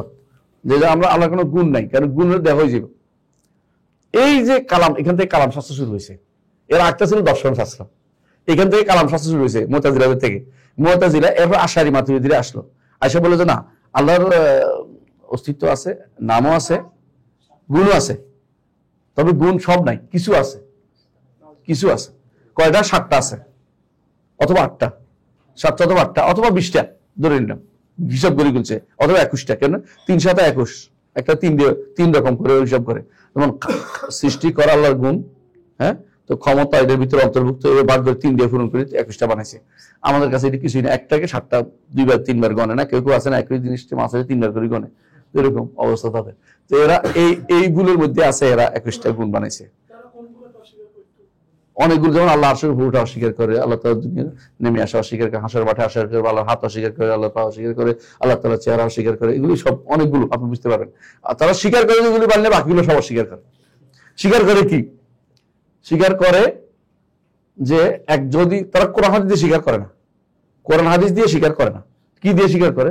বিবেক দিয়ে, আকল দিয়ে। কি আকল? হচ্ছে যে আল্লাহ মানে যদি কোনো সত্তা যদি হয় তাহলে তার কি থাকবে? জীবন থাকবে, জীবন। তোরা আল্লাহ জীবন আছে, হাই থেকে জীবন আসছে এটা বলবে না, বেনে ধরে যে একটা সত্তা যদি থাকে অবশ্যই সত্তা কি থাকবে? জীবন থাকতে হবে। তাহলে 2 নম্বর হচ্ছে জীবন থাকলে তার কি থাকবে? হ্যাঁ, একটা জীবন থাকলে তার কুদরত থাকবে, ক্ষমতা থাকবে। আর আরেকটা জীবন থাকলে তার কি থাকবে? ইলম থাকবে, জ্ঞান থাকবে। বুঝা যাচ্ছে কথাটা? কিছু জানবে। তো এই ভালো আমাদের থেকে নিম্নমানের হয়ে যাচ্ছে, এই জন্য, বুঝছেন তো? বিবেক দিয়ে বলতেছে। এর বলতেছে যার জীবন আছে সে দেখেও, এবং আরেকটা হলো শোনেও। কয়টা হলো? 5টা হলো না? এরপর বলে যে যার জীবন আছে সে কথাও বলতে পারে, আর জীবন আছে তার একটা ইচ্ছাও থাকতে পারে। কয়টা হলো? এই 7টাই সারাদিন মানে, আর কিছু নেই। আর যত আছে সবগুলো অস্বীকার। কোরআনে এবং হাদিস যত আল্লাহর নাম এবং গুণ সবগুলি তারা অস্বীকার করে। কথা বুঝছেন তো? তো এই হিসাবে ওরা অস্বীকার করে। এখন আমি দেখতে পাচ্ছি, আমি ওদিকে যাচ্ছি না, পরে বলবো, যে বলতে চাচ্ছি আল্লাহর অস্তিত্ব স্বীকারের ক্ষেত্রে তাদের কি নীতি? না, আল্লাহর অস্তিত্ব স্বীকারের ক্ষেত্রে তারা বলে যে অস্তিত্ব আমরা এভাবে বানাবো আল্লাহর অস্তিত্ব স্বীকার করার জন্য, যে জগতের সবকিছু নশ্বর, জগতের সবকিছু কি? নশ্বর। আর অবিনশ্বর তিনি হচ্ছেন আল্লাহ। তো নশ্বর অবিনশ্বর কেমনে সাব্যস্ত হবে? কারণ নশ্বর সাব্যস্ত হবে এই জন্য, যেই জিনিস পরিবর্তিত হয়, যার কোনো নড়াচড়া আছে, যিনি কোনো কিছু করেন, তিনি হচ্ছেন নশ্বর। আর যেটা কোনো শাশ্বত, নড়ে না, ছড়ে না, করে না, কাজ করে না, হ্যাঁ, তিনি হচ্ছেন অবিনশ্বর। কথা বলছেন? এই জন্য যদি বলেন যে আল্লাহ তো তাহলে আরশের উপর করে না, তাহলে তো অবিনশ্বরতা নষ্ট হয়ে গেছে। আল্লাহ কি হলো? নষ্ট হয়ে গেল, কারণ তিনি তো নয় হয়ে গেছে, নাউজুবিল্লাহ। তো তিনি হাসর মাঠে আসবেন, আল্লাহর অস্তিত্ব তো অস্বীকার করে বসে। এগুলো এই জন্য এটা অস্বীকার করে, কারণ বুঝছেন তো? তারা অস্বীকার কারণ হচ্ছে যে আল্লাহকে সাব্যস্ত করতে যাইয়া তারা আল্লাহ নাম গুণকে অস্বীকার করে বসছে। তারা ভুলটা এখানে হওয়ার কারণে এদেরকে আমরা তাকফির করি না, বুঝে আসছে কথা? কিন্তু আগে যাদেরকে তাকফির কেন করি, তারা আসলে আল্লাহর অস্তিত্ব স্বীকার করে নাই। এরা আল্লাহর অস্তিত্ব স্বীকার করতে যাইয়া ভুল করে এগুলি করছে, এই জন্য তাদেরকে আমরা কাফের বলি না। আমরা বলি যে এরা পথভ্রষ্ট হয়ে গেছে, এরা ফেরকার অন্তর্ভুক্ত হয়ে গেছে, এরা জাহান্নামে যাওয়ার জন্য এলিজিবল পারসন হয়েছে, কিন্তু এরা কাফের আমরা বলছি না। কেন? তারা ভুলের উপর আছে, তাদেরকে শুধরানোর মতো কেউ ছিল না, অথবা তাদেরকে শুধরাইতে পারে না, কেউ সব ভুলগুলি ধরে দিতে পারে নাই, এই জন্য তাদের কাফের বলছি না। কিন্তু তাদের মধ্যে কেউ কাফের যাওয়ার ইবনে সিনা তো আগে, এরা তো এইখানে না। ইবনে সিনারা কোথায়? দার্শনিক। এরা কিন্তু এই জন্য ইবনে সিনাকে ইমাম গাজ্জালি কাফের বলছে, আমি বলি নাই, মানে ইমাম গাজ্জালি কাফের বলছে। জাহমিয়ারা কাফের, আর আমরা যুগ যুগ বলছে। তো কেন? এরা তো আসলে ইমানদার কোনো কিছু ছিল না। ইমান গাজ্জালি বলছে 3 কারণে কাফের মধ্যে। একটা হচ্ছে সে আখিরাতে উঠবে এটা স্বীকার করতো না, এই জন্য কাফের বলছে। কিন্তু মুতাজিলাদের একটা গোষ্ঠী কিন্তু কাফের হয়েছে, কিন্তু আমরা মৌলিকভাবে কেন বলি না? কারণ সবাই এক আকীদা পোষণ করে না। আবারও বলছিলাম, একটু আগে বলছিলাম, তাই না? তাহলে দেখা যাচ্ছে আল্লাহর অস্তিত্ব স্বীকারের জন্য যে পদ্ধতি দার্শনিকরা নিচে, এটাতে আল্লাহর অস্তিত্ব স্বীকার হয় না। যে পদ্ধতি আহুল কালাম বা কালাম শাস্ত্রবিদ, যারা নিজেদের যুক্তি দিয়া, হ্যাঁ, যেটাকে কি বলেন আপনারা, লজিকে দিয়ে চেষ্টা করেছে, তারা কি করেছে? যে লজিক দিয়েছে এই লজিকটা আল্লাহর অস্তিত্ব সাব্যস্তের জন্য যথেষ্ট না, বরং আল্লাহর নাম গুণ অস্বীকার করার জন্য একটা পথ আবিষ্কার করা হয়েছে। এই জন্য এরা পথভ্রষ্ট হয়ে গেছে।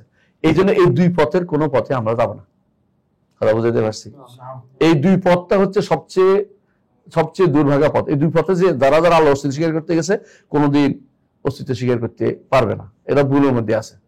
যেটা আহলুস সুন্নাত ওয়াল জামাত, সালাফিরা, ফিরকাতুন নাজিয়া, যতগুলি বলেন, যতগুলি তায়েফা আনসুরা, এরা যেই পথে আল্লাহর অস্তিত্ব স্বীকার করে বলতে একদম সহজ কি?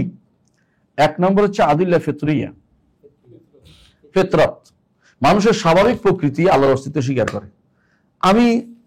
সে মনে করে যে সে মনের ভিতরে তার দেয়াই আছে যে আমি আসলে একজন দ্বারা সৃষ্ট হয়েছি, মনের ভিতরে অটোমেটিক এটা আসেই। এমনকি কাউকে যদি কোনো আপনি রাতে কোনোদিন জঙ্গলে ছেড়ে দিয়ে আসেন, কোনো ব্যক্তিকে ছোট কালে, বড় হলে দেখবেন যে ধীরে ধীরে তার মনে হবে আমি কোত্থেকে আসলাম, আমার তো কিছু একটা আছে, তার মধ্যে মাথার ভিতরে জাগ্রত হবেই হবে। এই জন্য এই জিনিসটা যোগে যোগে আমরা এই জিনিসটা বলেছেন যে এইটা ফিতরি জিনিস। আল্লাহ তাআলা কোরআনে কারীম বলেছেন যে নবীরা বলতেন ক্বালাত লাহুম রুসুলুহুম আফিল্লাহি শাক্কুন ফাতিরিস সামাওয়াতি ওয়াল আরদ, আল্লাহর উপরে কি সন্দেহ করার জিনিস? আসমান জমিনের স্রষ্টা কিভাবে হইল? তাহলে তিনি তো আসমানের সৃষ্টি তিনি করেছেন। তাহলে এক নম্বর কি? ফিতরি। রাসূলুল্লাহ সাল্লাল্লাহু আলাইহি ওয়াসাল্লাম এই জন্য বলেছেন যে প্রত্যেকটি জন্মগ্রহণকারী শিশুকে আল্লাহ তাআলা এই ফিতরত দিয়ে সৃষ্টি করেন। আবাওয়াহু ইউহাবিদানি আও ইউনাসসারানি আও ইউমাজিসানি, পিতামাতাকে ইহুদি বানায়, নাসারা বানায়, মাজুসি বানায়। রাসূলুল্লাহ সাল্লাল্লাহু আলাইহি ওয়াসাল্লাম যেভাবে বলেছেন সেটাই সত্য, মানুষের অন্তরের ভিতরে এটা দেয়াই আছে। রাসূলুল্লাহ আরো বলেছেন, আল্লাহ তাআলা হাদিসে কুদসিতে বলেছেন ইন্নী খালাকতু ইবাদি হুনাফা কুল্লিহিম, আমি আমার সকল বান্দাকে হানিফ করে সৃষ্টি করেছি, অর্থাৎ ফিতরাত দিয়ে সৃষ্টি করেছি, যারা শরীয়ত মানবে। কিন্তু মানুষ ফাজতারাতুমুশ শায়াতিন, শয়তান এবং বিভিন্ন কারণে তারা পথভ্রষ্ট হয়ে যায়। বিভিন্ন কারণগুলোতে শয়তান আছে, আর কি আছে? বন্ধু বান্ধব আছে, পিতামাতা আছে, সমাজ আছে, শিক্ষা ব্যবস্থা আছে, এগুলি মানুষদেরকে পথভ্রষ্ট করে দেয়। কিন্তু তারা হক পথে থাকতে পারতো যদি কোনো শয়তান বন্ধুগুলি পরিবর্তন না করতো। এমনকি নফসে আম্মারা বিসু তাকে পরিবর্তন করে দেয় অনেক সময়, এই জন্য তাকে হকের পথে থাকতে পারে না এই কারণে। তাহলে এক নম্বর কাজ কি? ফিতরি। দুই নম্বর কাজ হচ্ছে আদিল্লা আকলিয়া শারঈয়া। আদিল্লা আকলিয়া শারঈয়া অর্থাৎ শরীয়তে একটা আকলি দলিল দিছে, এটাকে নিতে হবে। শরীয়তে আকলি দলিল দিছে সূরা তুরের মধ্যে আল্লাহ তাআলা বলছেন, আমরা ওই দিনটা আলোচনা করছিলাম ওখানে, আল্লাহ তাআলা বলছেন আম খুলিকু মিন গায়রি শাইইন আম হুমুল খালিকুন আম খালাকুস সামাওয়াতি ওয়াল আরদি বাল লা ইউকিনুন। আম খুলিকু মিন গায়রি শাইইন আম হুমুল খালিকুন, তাদের কি কেউ কি সৃষ্টি করে নাই নাকি নিজেকে নিয়ে সৃষ্টি করেছে? আল্লাহ জিজ্ঞেস করেন, উল্লেখ করেছেন। আপনি দুইটার একটা চাইতেই, আপনাকে কেউ সৃষ্টি করে নাই, আপনি নিজেকে নিজে সৃষ্টি করেছেন। কোনটা দেবেন? তিন নম্বরটা শুদ্ধ যে না এটাও না এটাও না, তিন নম্বরটা হচ্ছে আমাকে কেউ সৃষ্টি করেছে, আমি স্রষ্টা ব্যতীত সৃষ্টি হই নাই, নিজেকে সৃষ্টি করি নাই। তাহলে একটা কি বাকি রইল? কি? আমার একজন স্রষ্টা আছে। আল্লাহ তাআলা এটা সূরা তুরের মধ্যে বলে দিয়েছেন। এটা বলে আদিল্লা আকলিয়া ফিতরিয়া। আদিল্লা আকলিয়া ফিতরিয়া এটা প্রমাণ করে যে আল্লাহর অস্তিত্ব প্রমাণ করছে, কোন রকমের দ্বিধা করার সুযোগ নেই। এইটাই আল্লাহ তাআলা দিয়ে দিয়েছে। এই জন্য এক সাহাবী বলতেছেন, ইমরান ইবনে হুসাইন সম্ভবত, উনি বলতেছেন যে আমি রাসূলুল্লাহ সাল্লাল্লাহু আলাইহি ওয়াসাল্লাম দরবার, না জুবাইর ইবনে মুতঈম রাদিয়াল্লাহু আনহু, তিনি বলছেন আমি রাসূলুল্লাহ সাল্লাল্লাহু আলাইহি ওয়াসাল্লাম দরবারে যখন আসছি বদর যুদ্ধের পরে, তিনি আসছিলেন কি জন্য? যে বন্দী বিনিময়ের আলোচনার জন্য। তিনি তখন ঈমানদার ছিলেন না। রাসূলুল্লাহ সাল্লাল্লাহু আলাইহি ওয়াসাল্লাম তিনি মাগরিবের সালাতে তিনি এই সূরাটা পড়লেন, সূরা তুর। তখন এই আয়াতে গেলেন আম খুলিকু মিন গায়রি শাইইন আম হুমুল খালিকুন, তারা কি কোন স্রষ্টা ব্যতীত সৃষ্টি হয়েছে নাকি তিনি নিজেকে নিজে সৃষ্টি করেছে? এটা আমার অন্তরের ভিতরে ঈমান, তখনই আমার অন্তরের ভিতরে ঈমান ঢুকে গেছে, না আমার কিছু স্রষ্টা আছে, তিনি আল্লাহ, আমি কেন অন্যের কেন ইবাদত করব? তখন তো আমার ঈমান আমার অন্তরের ভিতরে ঢুকে গেছে। তিনি বলছেন, পরে তিনি উল্লেখ করেছেন ঈমান আনার পরবর্তী তিনি বলছেন। তাহলে কি বুঝলাম? যে দ্বিতীয়টা হচ্ছে আদিল্লা আকলিয়া, আদিল্লা শারঈয়া আকলিয়া, মানে শরীয়ত বলছে, আকল এটা বলে, কোরআন বলছে, এবং কোরআন আকলি দলিল দিছে কোরআন, 2 নম্বর দলিল। 3 নম্বর হচ্ছে আদিল্লা আকলিয়া, শুধু আকল দিয়ে দলিল। এটা কিন্তু প্রচুর পরিমাণে দিতে পারবেন আপনি, প্রচুর পরিমাণে। কি? বেদুইনকে জিজ্ঞাসা করা হয়েছে যে আল্লাহর অস্তিত্ব কিভাবে মানছেন? তিনি বলছেন যে আমি দেখেছি মোটের 20টা, আমি বলছি মোট গেছে, পায়ের চিহ্ন দেখি আমি বলছি কে গেছে? মানুষ গেছে।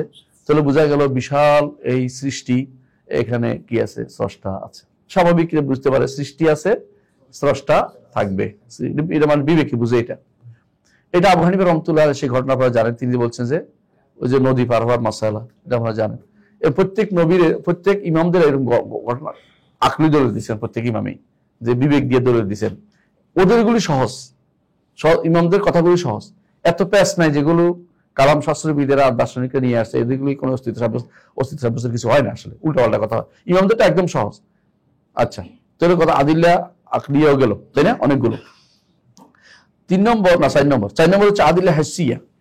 মানুষ অনেক সময় অনুভব করে, মানুষ যখন বিপদে পড়ে দোয়া করতে থাকে, একসময় তার দোয়া আল্লাহ এমন অবস্থা হয় যে বেঁচে যায়, তখন বলে যে আমারে আল্লাহ বাঁচাইছে, বলে না? এটা কিন্তু অটোমেটিকলি উঠে, অটোমেটিক হাত উপরে উঠে যায়, বিপদে পড়লে উপর দিয়ে হাত উঠে যায়। এগুলো আদিল্লা হাসিয়া, তারা অনুভব করতে পারে যে আমার একজন স্রষ্টা আছেন, অনুভব করতে পারে অন্তর। এই অনুভবটা হচ্ছে মনের অনুভব করে এবং বাস্তব বুঝতে পারে। অনেকে বলে যে আমি যেন আমি আল্লাহ তাআলা নিজ হাতে আমার বাঁচাই দিছে, বলে না অনেকে। এর অর্থ হচ্ছে হেসিয়া, অনুভূতি বা অনুভূতি চলে আসে মানুষের ভিতরে, অনুভূতি চলে আসে। আচ্ছা, 4 নম্বর গেল। 5 নম্বর যেটা, এটা হচ্ছে আদিল্লা শারাইয়া, শুধু শরীয়ত দিয়ে আমি দলিল দেব, এখন আর আকল দিয়ে না, এটা দাবি দিয়ে, শরীয়ত বলে এটা।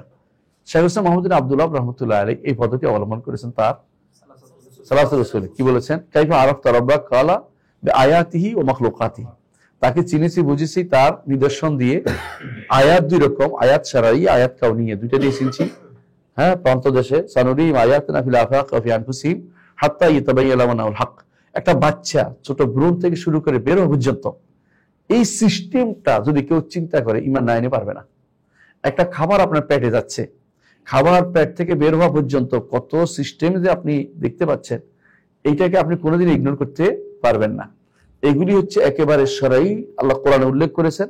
হ্যাঁ, যখনই বলছেন ফাতাবারাকাল্লাহু আহসানুল খালিকিন, তুমি কি দেখতে পাও, আল্লাহ উল্লেখ করেছেন যে তোমাদেরকে সৃষ্টি করেছে একটা পানি থেকে, তারপর বাড়াইয়ে এটা করছে, এটা করতে করতে বলছেন সবশেষে তুমি একটা পূর্ণ দুনিয়াতে আসছো মানুষ হিসাবে। বলছেন ফাতাবারাকাল্লাহু আহসানুল খালিকিন, স্রষ্টা কত সুন্দর। এগুলি সবগুলো আল্লাহ তাআলা শরঈ দলিল দিয়ে দিয়েছেন আমাদেরকে, যে আমাদের জন্য মানি এটা। শরঈ দলিল এটা একটা বললাম যে আয়াত।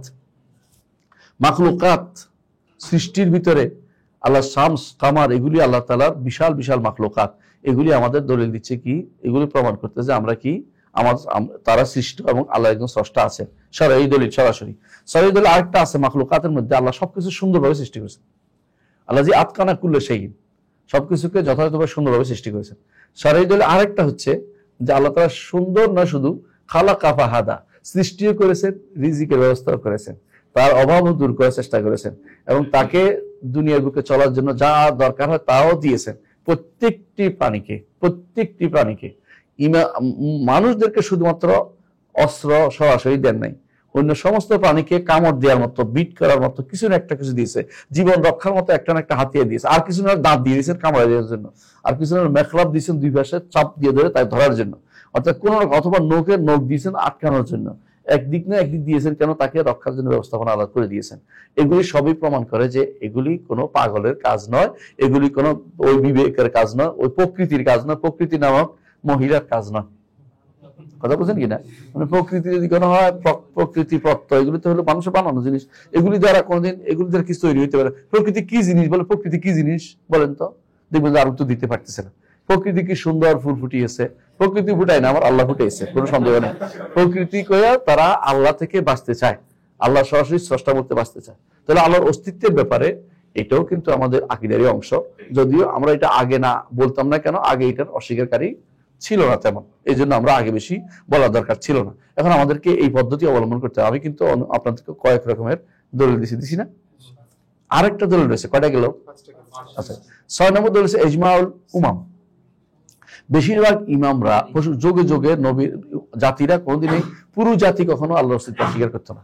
এটা প্রমাণ করে যে অস্বীকারীরা সংখ্যায় কম, আর যারা এদের কিন্তু কথা বেশি, সংখ্যায় কম হলেও কথা বেশি। এখন দেখবেন না সংখ্যায় কম, গণেন বাংলাদেশে নাস্তিক কয়টা পাবেন, হাতে গোনা, কিন্তু এদের প্রভাবটা খুব বেশি।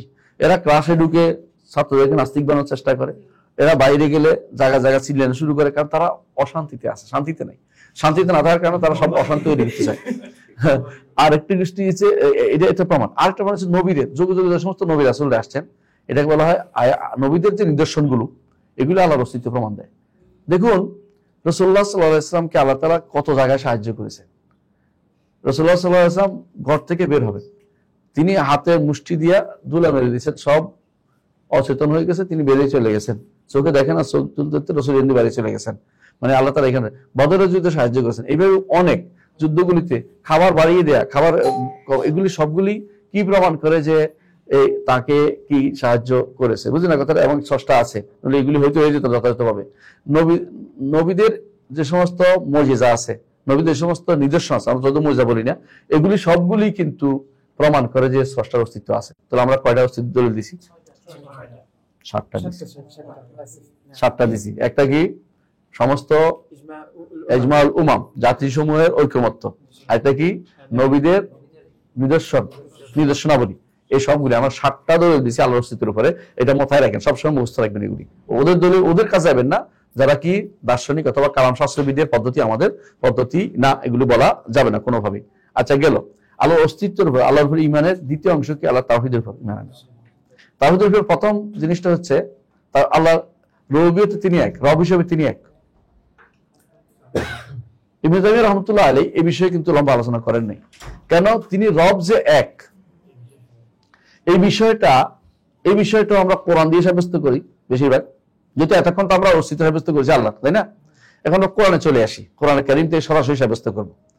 তিনি যে একজন, এটা আল্লাহ তাআলা কোরআনে কারীমের 3টি আয়াতে বিস্তারিত আলোচনা করেছেন। একটি কি?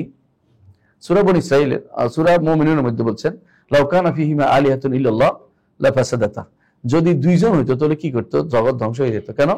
একজনে বলতো আমি রাত করবো, একজন বলতো আমি একজন ধ্বংস করে দিব, একজন না ঠিক রাখি, একজন বলতো সূর্য পশ্চিম দিকে উঠে, একজন আমি পূর্ব দিকে উঠবো, একজন বলতো আমি শীতকাল করবো না আমি গ্রীষ্মকাল করে দেবো, একজন বলতো না আমি গরম দিব, একজন ঠান্ডা দিব। কারণ যদি কোনো একজনেরটা আরেকজনের শুনে, তাহলে যে যার কথা শুনে সে হচ্ছে আল্লাহ, যার কাছে শুনতেছে সে আল্লাহ না। কথা বুঝেন কিনা? আর 2জনে যদি সমান আল্লাহ, তাহলে ধ্বংস হয়ে যেত। আল্লাহ উল্লেখ করেছে, লাউ কানা ফীহিমা আলিহাতুন ইল্লাল্লাহ লাফাসাদাতা, বুঝেন কিনা? আবার আল্লাহ তাআলা কোরআনে কারীমে অন্যত্র উল্লেখ করেছেন যে কি পাইছেন নাকি আয়াতটা? কত নম্বর? আমরা আগে উল্লেখ করেছি, হ্যাঁ শান্তিনগর উল্লেখ করেছেন। একটা সূরা মুমিনুনের এটা 91 নম্বর আয়াত, আরেকটা কি? আরেকটা শেখ আল আম্বিয়া 22 নম্বর আয়াত। সেটা কি? ওটা হচ্ছে লাউ কানা ফীহিমা, এটা এর আগেরটা কি? এটার আগেরটা শেখ হচ্ছে ইসরার 42, হ্যাঁ, قل لو كان معه آلهة كما يقولون إذا লাবতাগু ইলা যিল আরশি সাবিলা। তারা যে বলে যে, দেখেন এটা হচ্ছে এরকম বলছে, যদি কোনো আরো আল্লাহ থাকতো তাহলে আরশ দখল করার জন্য প্রতিযোগিতা নিব। কথা বুঝেন কিনা? আরশ হচ্ছে সর্বোচ্চ সৃষ্টি, যে অল্প স্বল্প নিব না, আমার তো আরশ দরকার, বুঝলেন কি? আল্লাহ তাআলা বলছেন, তো যদি কোনো আরো আল্লাহ থাকতো তাহলে কি করতো? আরশ দখলের চিন্তায় বিপদ থাকতো। আরেকটা বলছে কোরআন কারীম ওয়ালা আলা বাদুম আলা বাদ, অন্য আয়াতে, এটা কোন সূরা? এটা সূরা মুমিনুন, যে একটার উপরে একটা যুদ্ধ লেগে যেত। আল্লাহ কোরআন কারীম বলছেন, কোরআন কারীমের এই 3টি আয়াত, একটা হচ্ছে সূরা মুমিনুন, একটা সূরা বনী ইসরাঈল, আর একটা হলো আম্বিয়া। এই 3টি আয়াতকে মনে রাখবেন সবসময় এই জায়গাতে, যে আল্লাহ তাওহীদের রুবুবিয়ত, যে আল্লাহ রব যে তিনি একাই, এখানে সরাসরি আল্লাহ তাআলা যুক্তি দিয়ে বলেছেন। এর বাইরে আল্লাহ নিজে বলেছেন, দাবি হিসাবে যেগুলো বলেছেন সেগুলোতে স্পষ্ট। তিনি কি বলেছেন? আল্লাহু লা ইলাহা ইল্লা হু আল হাইয়ুল কাইয়্যুম, তাই না? তিনি বলেছেন এই জাতীয় যেখানে আল্লাহ তাআলা আল্লাহ বলছেন কুল হুয়াল্লাহু আহাদ আল্লাহুস সামাদ লাম ইয়ালিদ ওয়া লাম ইউলাদ ওয়া লাম ইয়াকুল লাহু, তাহলে এগুলো সবগুলি আল্লাহর রুবুবিয়তের ব্যাপারে রব যে একজন এটা সাব্যস্ত করতেছে। আমি এরপরে আর লম্বা করবো না, কারণ এরপরে এখানে আছে। এরপরে মনে বুঝছেন কিনা? মানে এটুকু কেন আমরা বলেছি, এটুকুর মধ্যে এখন সমস্যা তৈরি হয়েছে, বলে আমরা না বললেও চলতো। শাইখুল ইসলাম ইবনে তাইমিয়ার সময় এত বড় নাস্তিকতার ছিল না, প্রলয়ঙ্করী সমস্যা ছিল না। আর দ্বিতীয় কাজ হয়তো না, আল্লাহর রুবুবিয়তের উপরে মানুষের সন্দেহ ছিল না। এই জন্য তো এখন যেহেতু তখন কি সমস্যাটা ছিল, এখনো এই সমস্যা আছে, আর এটাও বাড়ছে, আর এগুলো বাড়ছে। তখনকার সময় আল্লাহ তাআলার ব্যাপারে, ইমানের ব্যাপারে, ইমান বিল্লাহ বলতে যে অংশটা বুঝাইতো, এটা হচ্ছে কি, আল্লাহ তাআলা আসমা সিফাত নিয়ে তারা খুবই অস্বীকার করেছে, কিছু অপব্যাখ্যা করেছে, এগুলো নিয়ে তিনি আলোচনা করবেন। কিন্তু তিনি মৌলিকভাবে পরে বাকি আরকান ইমান আর সিত্তা, ইমানের 6টি রুকনও তিনি আলোচনা করে গেছেন, একটা একটা করে তিনি আলোচনা করে যাবেন, সামনেও করবেন। তো আল্লাহর ইমানের ব্যাপারে তিনি বিস্তারিত আলোচনা লম্বা করেছেন, এটাও আমরা আলোচনা আগে শুনবো।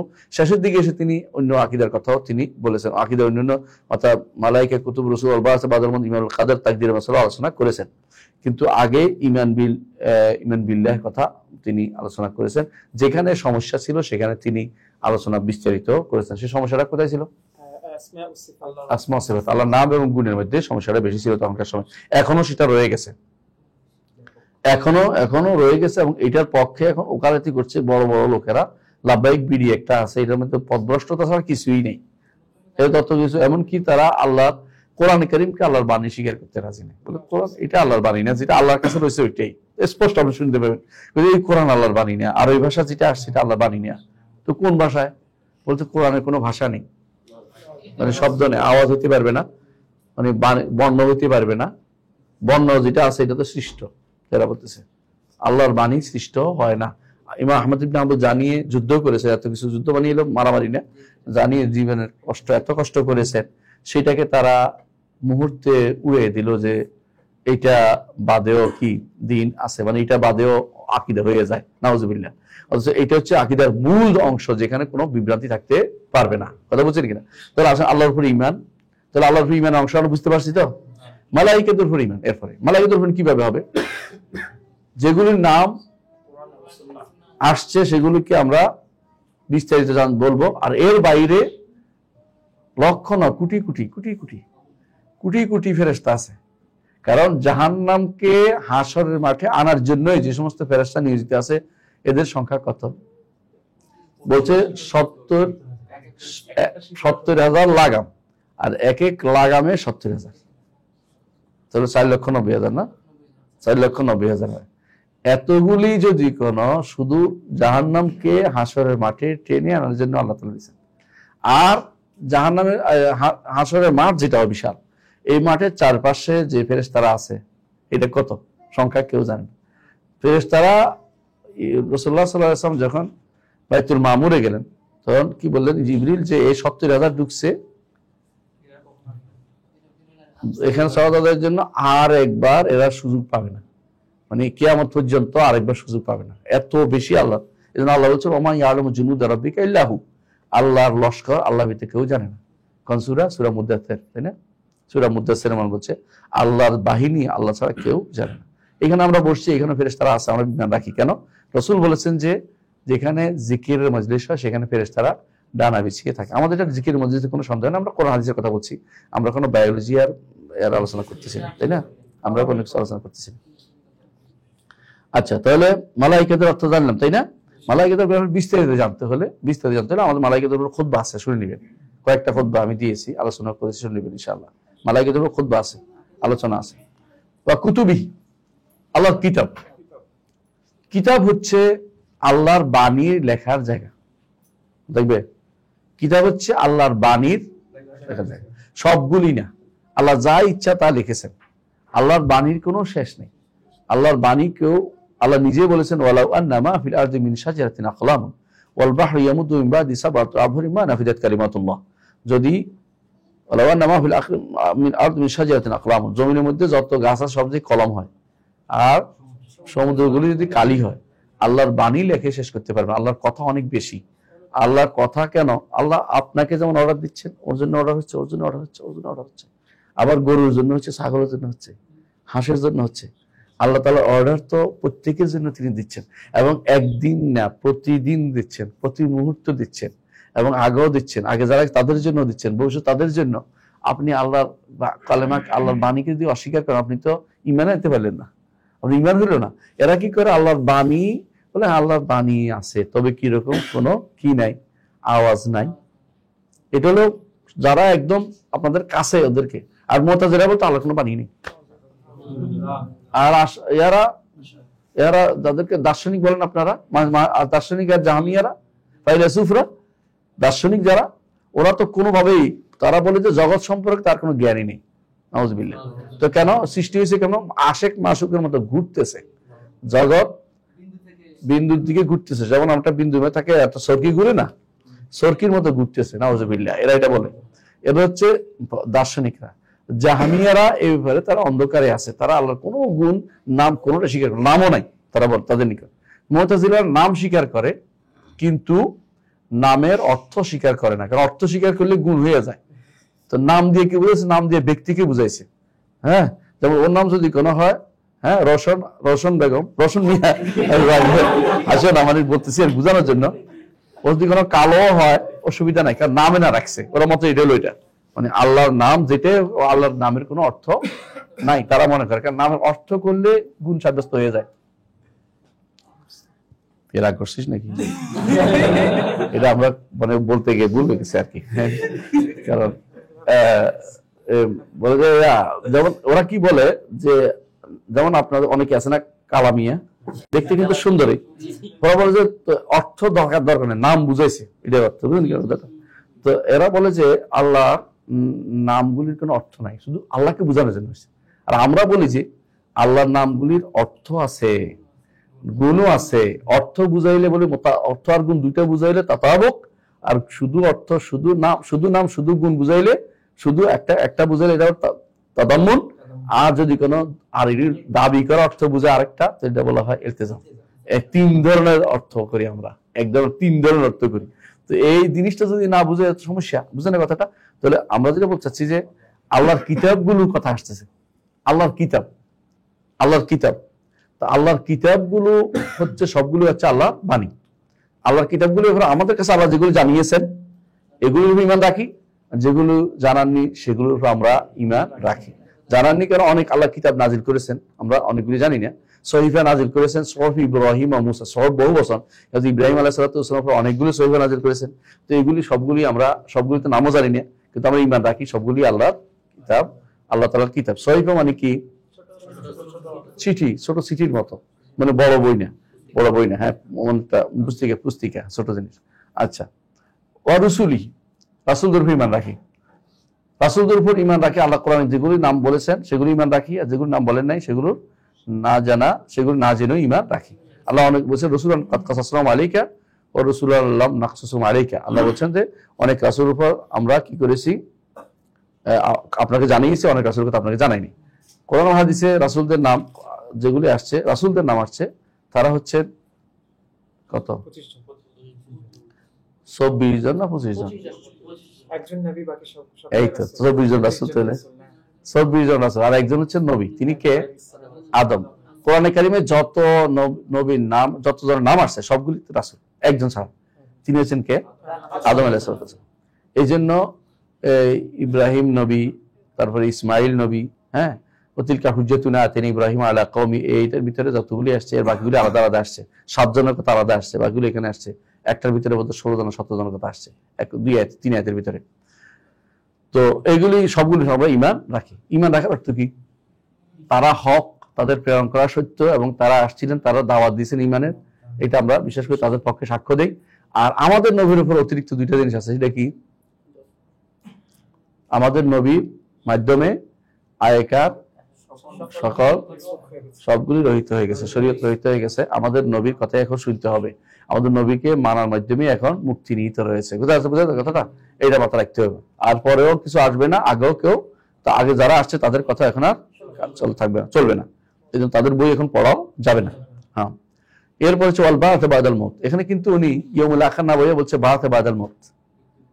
কেন বলছে? অনেকে আছে শেষ দিন বলে একটা বুঝাইতে পারে, এই জন্য তিনি এই জিনিসটা মাদ জিসমানিকে অস্বীকার করে, মানে শরীর উঠবে অস্বীকার করে একটা গোষ্ঠী, এটাকে বন্ধ করার জন্য তিনি বলছেন বাআথ বাদাল মউত। আমি বলতে পারি এটা কি হাদিসে আছে? এটাও একটা হাদিসে আছে, ওয়াল বাআসিল আখির হাদিসে আসছে, বা পুনরুত্থান যেটাকে বলে, আমি আবার উঠবো। এই নয় যে শুধু আমার রূহ উঠবে, এটা নয়।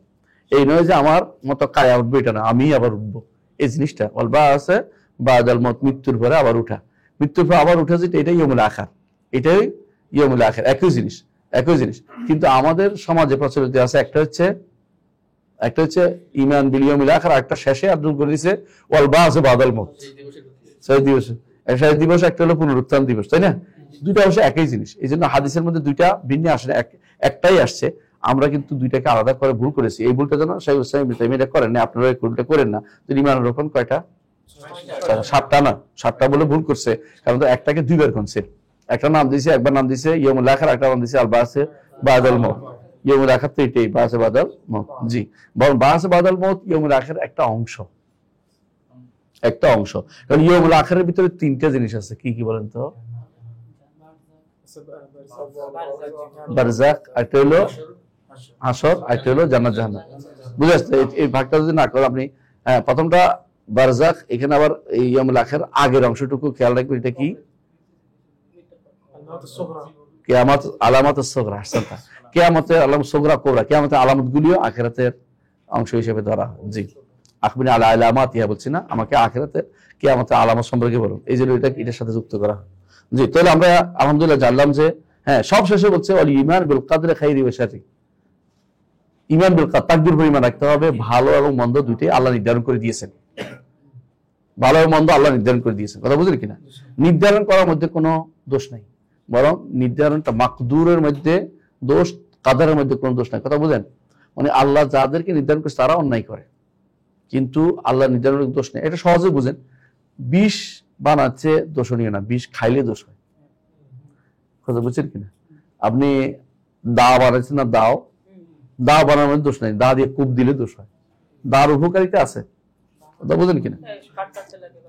কার কত কিছুতে লাগে, আপনারা তরকারি করতে লাগে, অনেক কিছুতে লাগে, কিন্তু এইটাকে খারাপ ভাবে ব্যবহার করলে দোষ হয়, ব্যবহার করলে দোষ হয়। এই জন্য আল্লাহর কাদারের মধ্যে কোনো কেউ দোষ দিতে পারবে না। আল্লাহর মাকদুর কেউ যাদেরকে বানাইছেন ওরা অন্যায় করে। এই জন্য মিন শাররি মা খালাকা, অর্থ কি?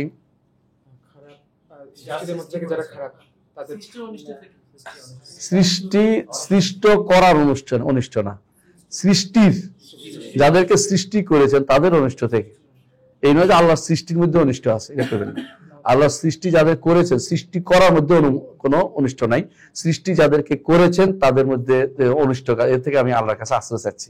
এ নয় যে আল্লাহ শাররে মা খালাক, আপনি সৃষ্টি দিকেও খারাপই আছে, এটা বল নাউজুবিল্লাহ। আল্লাহ সৃষ্টির মধ্যে কোনো খারাপই নেই। সৃষ্টি খারাপই হচ্ছে আল্লাহ সৃষ্টি যারা করছেন, মানে ওটার মধ্যে কোনো খারাপ কিছু, ক্ষতির কিছু নেই। কারণ সৃষ্টি যাদের করেছেন এদের কি আছে, এদের দ্বারা ক্ষতি হয়। যেমন অতি বৃষ্টিতে যেমন ক্ষতি হয় না, আবার অনাবৃষ্টিতেও ক্ষতি হয়। তাহলে আল্লাহর তাকদীরের মধ্যে ভালো এবং মন্দ দুইটাই তিনি সৃষ্টি করে রাখছেন, এটা মনে রাখতে হবে। কিন্তু আল্লাহর দিকে এটার খারাপের নাবিক্ত করা যাবে না, এটা হলো নিয়ম। তো এগুলির মধ্যে, এগুলি তো আমাদের ক্ষতি হচ্ছে, এই জন্য ক্ষতি করতেছি, কেমন? কিন্তু আল্লাহর দিক থেকে যদি তাকান, যে তিনি সৃষ্টি করেছেন এই হিসাবে কোনোটাই খারাপ নাই। কুইনিন সৃষ্টি করেছে, তিতা আর তিতা, তাই না? কিন্তু কুইনিন খেলে জ্বর ভালো হবে, তাই না? তাহলে কুইনিন বানানোর মধ্যে তার একটা হিকমত আছে। তাহলে আল্লাহ তাআলা যেটা বানাইছে প্রত্যেকটার মধ্যে একটা হিকমত আছে। সাপ বানানোর মধ্যে হিকমত আছে, পোকা মাকড় বানাইছে, আবার ব্যাঙ বানাইছে। ব্যাঙ বানানো হিকমত আছে, পোকা মাকড় খেয়ে ফেলে। আবার দেখেন কেঁচো বানাইছে, জমির মধ্যে হাল চাষ করে উর্বরতা আনে। আপনার কাছে মনে হচ্ছে কেঁচো দিয়ে দুনিয়া ভরাই ফেলছে, কিন্তু আল্লাহ তো এটা উপকারে করছে আপনার। তাহলে আল্লাহর সৃষ্টির মধ্যে কোনো খারাপই নেই। আপনার দিক থেকে কখনো কোনো খারাপিতে পড়ে যান আপনি, সেই হিসাবে ভালো মন্দ যেটাই আপনার হোক না কেন, কে নির্ধারণ করছে? আল্লাহ নির্ধারণ করছে। এটা বলতে হবে, এটা হচ্ছে কি? তাকদীর। এটা হচ্ছে তাকদীর, কথা বুঝতে পারছি? এই তাকদীর হচ্ছে নিঃসন্দেহে তাওহীদের অংশ। এই তাকদীর পুরোপুরি তাওহীদের অংশ। নির্ধারণ করে কে? আল্লাহ না? আল্লাহ। কিন্তু অন্যগুলি কিন্তু সৃষ্টি। এই জন্য তাকদীরটা সৃষ্টি না, তাকদীরটা সৃষ্টি না, তাকদীরটা সৃষ্টি না। তাকদীর তিনি তার ইলম এবং কুদরত এই দুইটা দিয়ে তিনি নির্ধারণ করেছেন। মুকাদ্দারটা সৃষ্টি, আমাকে নির্ধারণ করেছেন, আমি সৃষ্ট। কিন্তু আল্লাহ তাআলা যেটা লিখেছেন আমার জন্য সেটা সৃষ্টি বলা যাবে না, কারণ তার আমল তো, তার কর্ম তো সৃষ্ট না, বুঝলেন? তার যে ফেলিয়া, তার যে সিফা ফেলিয়া বলে, যেমন তিনি আরশের উপরে উঠেছেন, সৃষ্টি না, এটা তার কাজ। যেমন তিনি আমাকে ক্ষমা করেন, এটা তার কাজ। এটা সৃষ্টি না, আলাদা হয়ে যায় না, বুঝতে পারছো? তো এই জন্য তাকদীরটা আল্লাহর নির্ধারণ, যতক্ষণ থাকছে তখন ঠিক আছে। কিন্তু লহে মাহফুজ তো সৃষ্ট, ঠিক কোরআনে কারীম সৃষ্ট না। কিন্তু এখানে যখন আমি লিখছি, কাগজটা সৃষ্ট, কালিটা সৃষ্টি, কিন্তু তার কথাটা সৃষ্টি না, কথা বলছেন কিনা? আল্লাহর সিফাতের কোনো অংশ এই জন্য সৃষ্টি বলা যাবে না। সহজে বুঝে আসছে কথাটা? জি, আলহামদুলিল্লাহ বুঝে আসছে। এখন আসবে সামনের দিকে, আজকের মতো এখানে থাকবে। আমরা এর পর থেকে পড়বো ইনশাআল্লাহ যে আল্লাহর উপর ঈমান। এটুকু আমরা জানলাম যে ঈমানের 6টা রকম আমরা জানলাম। এখন আছে ঈমান বিল্লাহর সাথে কি কি সম্পৃক্ত রয়েছে। যে অংশটা আমি আলোচনা করছি এটা শেখে আলোচনা করে নাই, আমি আলোচনা করেন। এখানে এই অংশটুকু আমরা ওনাদের সময় এই ভেজাল ছিল না, এত ভেজাল ছিল না। মানুষ এগুলিতে বিরোধিতা করতো না। বিরোধী যারা ছিল তারা আল্লাহর নাম এবং গুণ নিয়ে যত সমস্যা তৈরি করেছিল, যারা এখনো আছে তখনও ছিল। এদের এখন আমরা বেশি বেশি আলোচনা করব, এদের নিয়ে তিনি আলোচনা করেছেন। অমিনাল ঈমান বিল্লাহ, একটু পড়ে যাই, হ্যাঁ পড়েন 1 মিনিট। ওয়ামিনাল ঈমানি বিল্লাহ আল ঈমানু বিমা ওয়াসাফা বিহি নাফসুহু ফি কিতাবিহি ওয়া বিমা ওয়াসাফাহু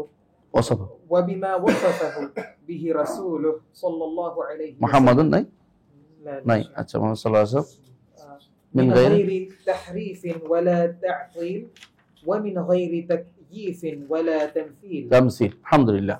একটু হচ্ছে উসুল বা মূলনীতি, আহলে সুন্নাতের মূলনীতি আল্লাহর নাম এবং গুণের ব্যাপারে। অর্থটা করে যায়, পরে একটু ব্যাখ্যা করবো ইনশাআল্লাহ আরেকদিন। অর্থটা হচ্ছে এটা যে আল্লাহর উপর ঈমান আনতে হলে, দেখুন আল্লাহর উপর ঈমান আনার জন্য এতক্ষণ যা যা বলেছি আমি আল্লাহর ঈমান কিভাবে, এগুলো অতিরিক্ত আলোচনা কেন জানেন? এগুলি সরাসরি আমরা সন্দেহ ঢুকানোর কারণে ঢুকছে। কিন্তু আল্লাহ একটা সত্তা, খেয়াল করেন, আল্লাহ একটা সত্তা। একটা সত্তার জন্য কি লাগে? নাম লাগে না? একটা সত্তার জন্য নাম লাগে, একটা হলে কিন্তু গুণ লাগে কিনা? যদি আপনি আল্লাহর নাম এবং গুণ আপনি অস্বীকার করেন, মূলত আপনি আল্লাহকে স্বীকার করলেন না। কারণ বাকিগুলি দিয়ে আল্লাহকে চিনতে পারবেন না। আল্লাহকে চিনতে হলে নাম এবং গুণ দিয়ে চিনতে হবে। আল্লাহকে চিনতে হবে, নাম এবং গুণ দিয়ে চিনতে হবে। আর আল্লাহকে যে বেশি নাম জানে, যে বেশি গুণ জানে, আল্লাহকে সে বেশি জানবে, এটাই স্বাভাবিক। এই জন্য তিনি বলতেছেন ঈমান বিল্লাহ, আল্লাহর উপর ঈমান আনতে হলে ঈমান বিমা ওয়াসাফা নাফসুহু ফি কিতাবিহি। নামের কথা উল্লেখ করে নাই, কারণ নামও তারা অনেকেই মানতে ওই সময়, এই জন্য শাইখুল ইসলামের সময়। তো কিন্তু বলতেছে ওয়াসাফা বিনাফসুহু, আল্লাহর গুণগুলি যদি মানে কেউ, তাহলে নামও মানলো। ধরেন কিনা আমি অনেক ছাত্রদের বলতে থাকি, তোমরা যেহেতু ইউনিভার্সিটির তোমার একটা কার্ড আছে, এর অর্থ হলো তুমি ভর্তি পরীক্ষা দিয়েই পাশ করছো, ভর্তি হয়েছো। আর যদি কার্ড না থাকে, তাহলে তুমি তোমার কার্ডে নাই, তাহলে তুমি ভর্তি পরীক্ষা দিয়েছিলে, ফেল করছিলে। তো এই জন্য যে ব্যক্তি গুণ মানবে সে নামও মানে, কিন্তু যে ব্যক্তি নাম মানছে গুণ মানে, এরকম লোক পাওয়া যায়। এই জন্য বলতেছে নাম না মানে গুণ উল্টা হয় না, কারণ যে গুণ মানছে সে অবশ্যই নাম মানছে। এই জন্য সরাসরি তিনি বলছেন যে ঈমান আনতে হলে আল্লাহর কিতাবে আল্লাহ যে সমস্ত গুণ তার উল্লেখ করেছেন সেগুলোর উপর ঈমান আনতে হবে, এবং যেগুলি মুহাম্মদ সাল্লাল্লাহু আলাইহি ওয়াসাল্লাম তার গুণ উল্লেখ করেছেন সেগুলো ঈমান আনতে হবে। কোন রকম বিকৃতি করা যাবে না। কি প্রথম হলো কি? বিকৃতি। দ্বিতীয় হলো অর্থশূন্য করা, তাহরিফ, তাতিল, অর্থশূন্য করা। অর্থশূন্য মানে নিষ্ক্রিয় করা, তাতিল তো নিষ্ক্রিয় করা। আরেকটা হচ্ছে তাকিব, ধরন নির্ধারণ করা, ওয়া তামসিল, অথবা উদাহরণ পেশ করা, কোনোটাই করা যাবে না। 4টা জিনিস বাদ দিয়ে আল্লাহর নাম এবং আল্লাহর গুণ স্বীকৃতি দিতে হবে। ধরেন আল্লাহ তাআলা তিনি আরশের উপর উঠেছেন, আরবি হচ্ছে ইস্তাওয়া। এটার বিকৃতি করে ইস্তাওলা দখল করেছেন, মালিক হয়েছেন, হ্যাঁ, এটা বলা যাবে না, তাহরিফ এটা। আরেকটা হলো ধরেন, আরেকটা হলো তাতিল, আর তো বলে যেটা অর্থই নাই। যেমন একটা গোষ্ঠী এখন কি কয়, আল্লাহ আরশের উপরে ইস্তাওয়া, আর কিছু বলেন, অর্থই নেই। তো এটাও করা যাবে না। আরেকটা হচ্ছে ওমিন গায়রি তাকয়িফিন, ধরন নির্ধারণ করা যাবে না, অর্থাৎ আল্লাহ তাআলা আমার মতো অথবা সৃষ্টির মতো উঠে, এটা বলা যাবে না। উদাহরণ পেশ করা যাবে না, আমি যেমনে উঠছি তেমনি উঠেন, এটা বলা যাবে না। এই 4টা জিনিস থেকে মাহরুম, দূরে রাখতে হবে। 4টা জিনিস বলতে কেন করা হচ্ছে জানেন? 4টা জিনিস করা হয়েছে এই জন্য যে যাতে করে কোনোভাবেই আল্লাহকে সৃষ্টির মতো, স্রষ্টাকে সৃষ্টির মতো না করা হয়, যাতে করে আল্লাহর জন্য যা আল্লাহ সাব্যস্ত করা হয়, এটাকে সংক্ষেপে বলা হয় ইসবাতুন বিলা তাওতিল, ইসবাতুন বিলা তামসিল ওয়া তানজিহুন বিলা তাওতিল। আল্লাহকে পবিত্র ঘোষণা করছি, কিন্তু আমি পবিত্র ঘোষণা করতে করতে অস্বীকার করে বসিনি, আবার পবিত্র করতে করতে যেন আবার গুণটাই অস্বীকার করে বসছে। কথা বুঝেন কিনা? অনেক সময় মানুষের কাপড় দুইতে কাপড় ছিঁড়ে ফেলে, এরকম যেন না হয়, সাবধানে।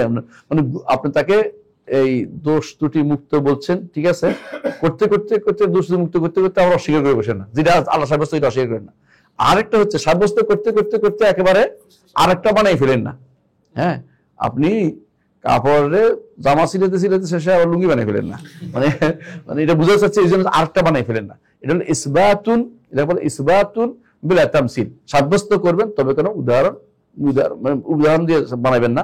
আর তানজিহুন বিলা তাওতিল, পবিত্র করবেন, ঠিক আছে, আল্লাহকে যে কোনো খারাপ গুণ থেকে পবিত্র করবেন, কিন্তু এটা করতে গিয়ে যেগুলি আল্লাহ সাব্যস্ত করছেন ওগুলিকে নিষ্ক্রিয় করে দিবেন না, এগুলিকে অস্বীকার করে দিবেন না। এই হচ্ছে সংক্ষিপ্ত নীতি। এবার ইনশাআল্লাহ আগামী ক্লাসে আমাদের আলোচনা হবে। আল্লাহ আমাদের বুঝার তৌফিক দান করুন। সুবহানাকা আল্লাহুম্মা ওয়া বিহামদিকা আশহাদু আল্লা ইলাহা ইল্লা আনতা আস্তাগফিরুকা ওয়া আতুবু ইলাইক। আসসালামু আলাইকুম ওয়া রাহমাতুল্লাহি ওয়া বারাকাতুহু।